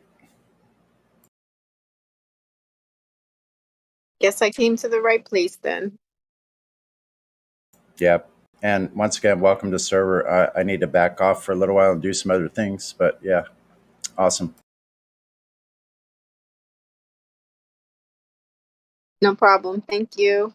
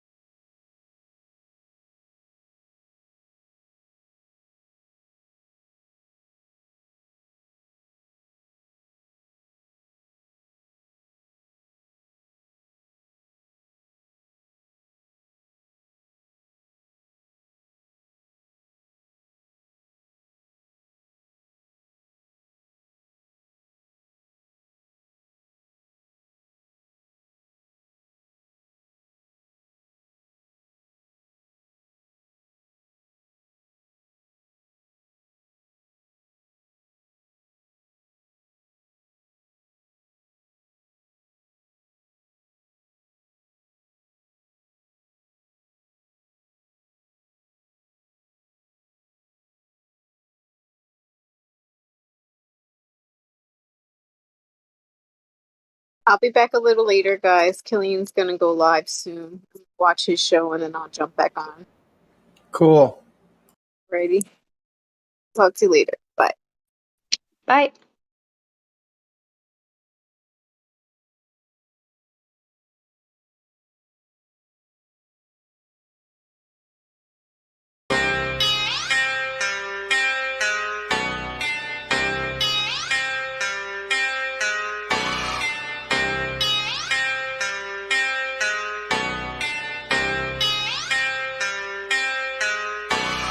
What is the world? What is the world that we're living in now that we know we're not spinning? What is the world? What is the world that we're living in now we know courage is missing? What is the world? What is the world that we're living in now we know flat earth is winning? What is the world? What is the world that we're living? It's like a brand new beginning. We know that most of y'all sitting there wishing, probably just itching for us to go away, completely dismissing things that we say like our minds have gone missing. Meanwhile, you're really the only one shifting reality as if it was switching, like it was some type of fantasy pitching.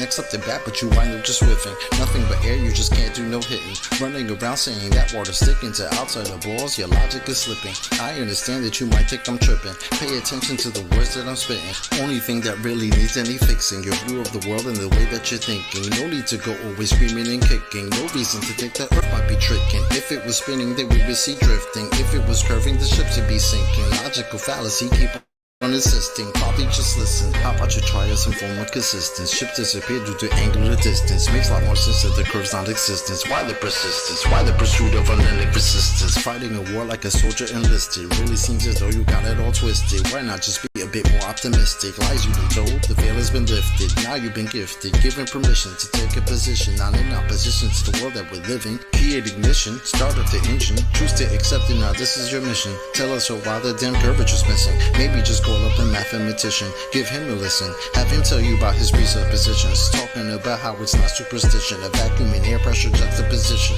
Make a decision, tell us how this model came to fruition. You have the right to enact your volition, right up to the day of mental acquisition. All I could do is provide ammunition. Can't take the heat, stay the fuck out the kitchen. Judgment day or to the last demolition. You can see this as an act of attrition, on the condition that after admission, do you a favor and start the forgiving. Then go out and share your newfound position with everybody who's potentially victim. Falling for the global prisoner system. So many flaws, no woman can list them. Shout to my beautiful parents, I missed them. Taught me to think for myself, I could kiss them. Now to the day that I'm able to whisk them away in my arms, I will reminisce them. Yeah, yeah.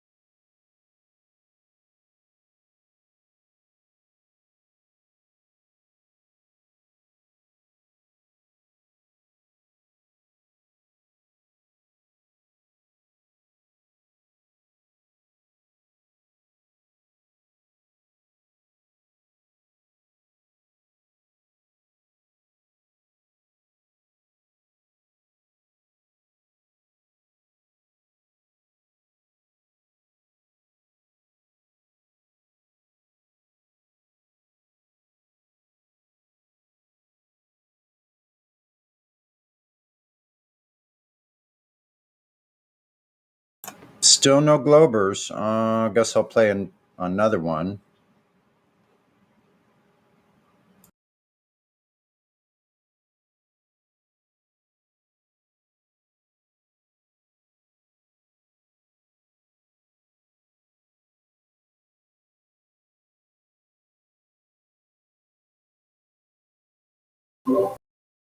What up, Sonny?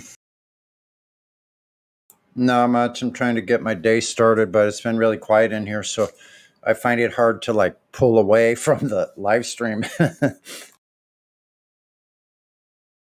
Oh, so what you got planned for the day? I don't know. I'm considering maybe going to the beach. Yeah. It's going to be hot, so it might be a good day to just ride out there and jump in the ocean.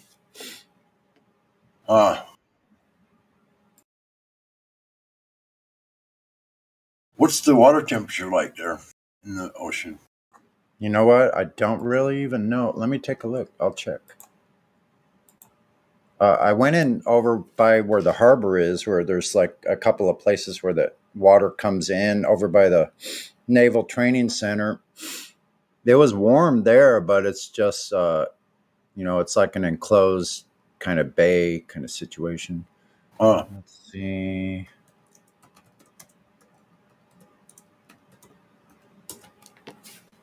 See what they're saying. They. Yeah, they. What did they say? Like they really know.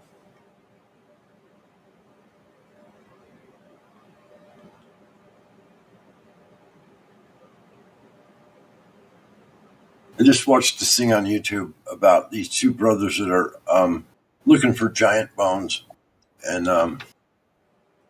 they got all these accounts, old newspaper clippings, and this and that. Yeah, other people that have reported seeing them or finding them, and blah blah blah. And apparently, there was 8'6" tall skeleton exhumed in Provo, Utah. This is just not very far from here. Yeah. Yeah, about, I don't know, about 60 miles probably. How long ago? He didn't say.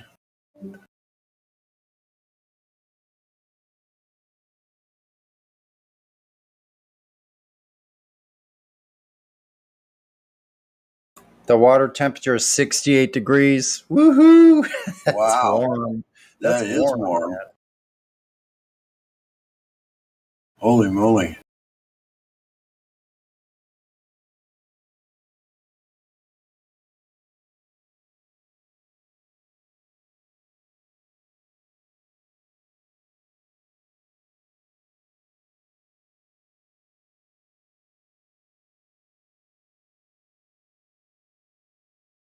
The warmest recorded history was in 2015. Ocean temperature was 69.3 degrees in 2015. I remember that. It was super warm.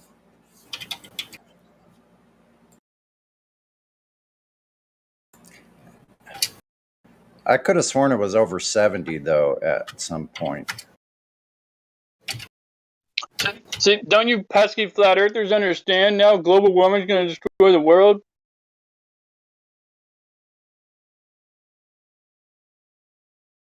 Well, on the globe that doesn't exist, that's all right for me.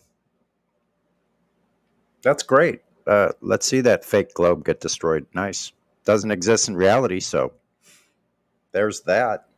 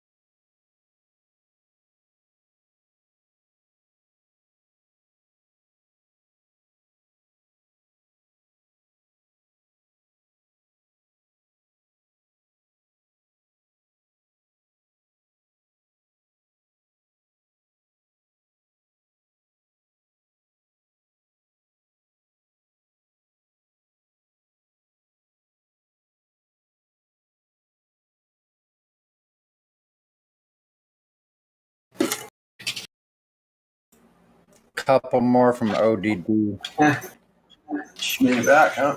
Yep. What'd they do? Oh! Gave her fucking a whole bunch of antibiotics. Just fucking infection all throughout her. Fucking exactly what I said.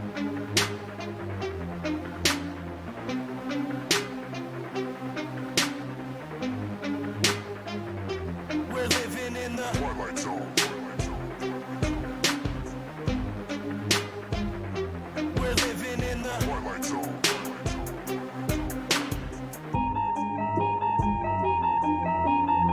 These crazy days that we live in just cause me aches and pains. Lately my life is like a season of Stranger Things. This place is flooded with demons and they invade your brains. This is an artificial hell and they create the flames. Day to day I just try to stay strong and make it through. Wake people up from their slumber, that's what I came to do. Please don't believe what you see on TV and think it's true. It's all just targeted programming and it's aimed at you. It's everywhere, you're getting lied to and yet you barely care. People with common sense are now very rare. But the way that they brainwash you isn't very fair. They can shove that mind control programming up their derriere. I do not consent to the way they tailor society. Ain't no variety. Plus I really hate when they lie to me. I use music as a tool to release the anger inside of me. You don't know how fucking crazy it's driving me. That we're living in the Twilight Zone. They claim you have freedom, but they don't honor it. The world is a prison and you're the occupant. We're living in the Twilight Zone. The government's useless and they're incompetent. And satanic pedophiles are prominent. We're living in the Twilight Zone. The things that you believe are the total opposite. And being called crazy is just a compliment. We're living in the Twilight Zone. It's ran by the New World Order conglomerate. But there's a storm coming and there's no stopping it. We're living in the Twilight Zone. It's where we live and control you through fear and terrorism. They wanna keep you in a mental prison where they tell your vision through the television. Where the ignorance is bliss and they just keep you living in it. You're a business, getting us citizenship. What did you really think that your birth certificate is? Get the straw man on. Money isn't paid, it's all in the bank note. It's only a bill exchange when you pay that loan. Like a monopoly game, but you can't pass go. When you turn on the TV all day, you get politically as entertainment. The news that you see is all suggestive. Lowering frequencies contribute to our stress. And you're responding, telling me that we're free living in this country. Military overseas and it's all for our peace. Just a record on repeat from the programming. Like probably want a cracker. Put you through education for domestication, control the mind faster. Giving you medication to poison our masses. If you ever question what's coming from our masters.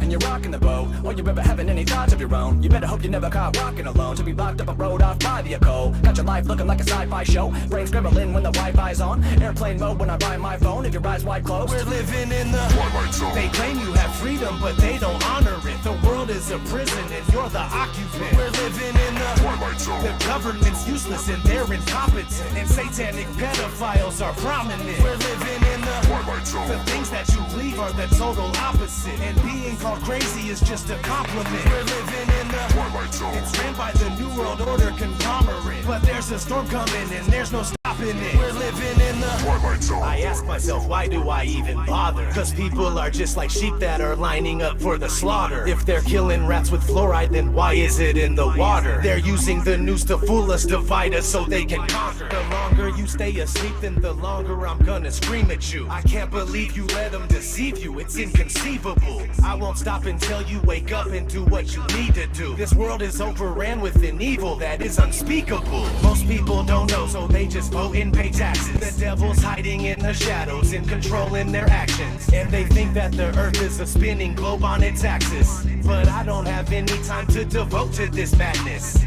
I have nobody to relate to, so I ride alone. Just me and all these wild thoughts that are inside my dome. I feel like I don't belong here and I can't find my home. I'm tripping and I'm wishing it was different, but we're living in the Twilight Zone. They claim you have freedom, but they don't honor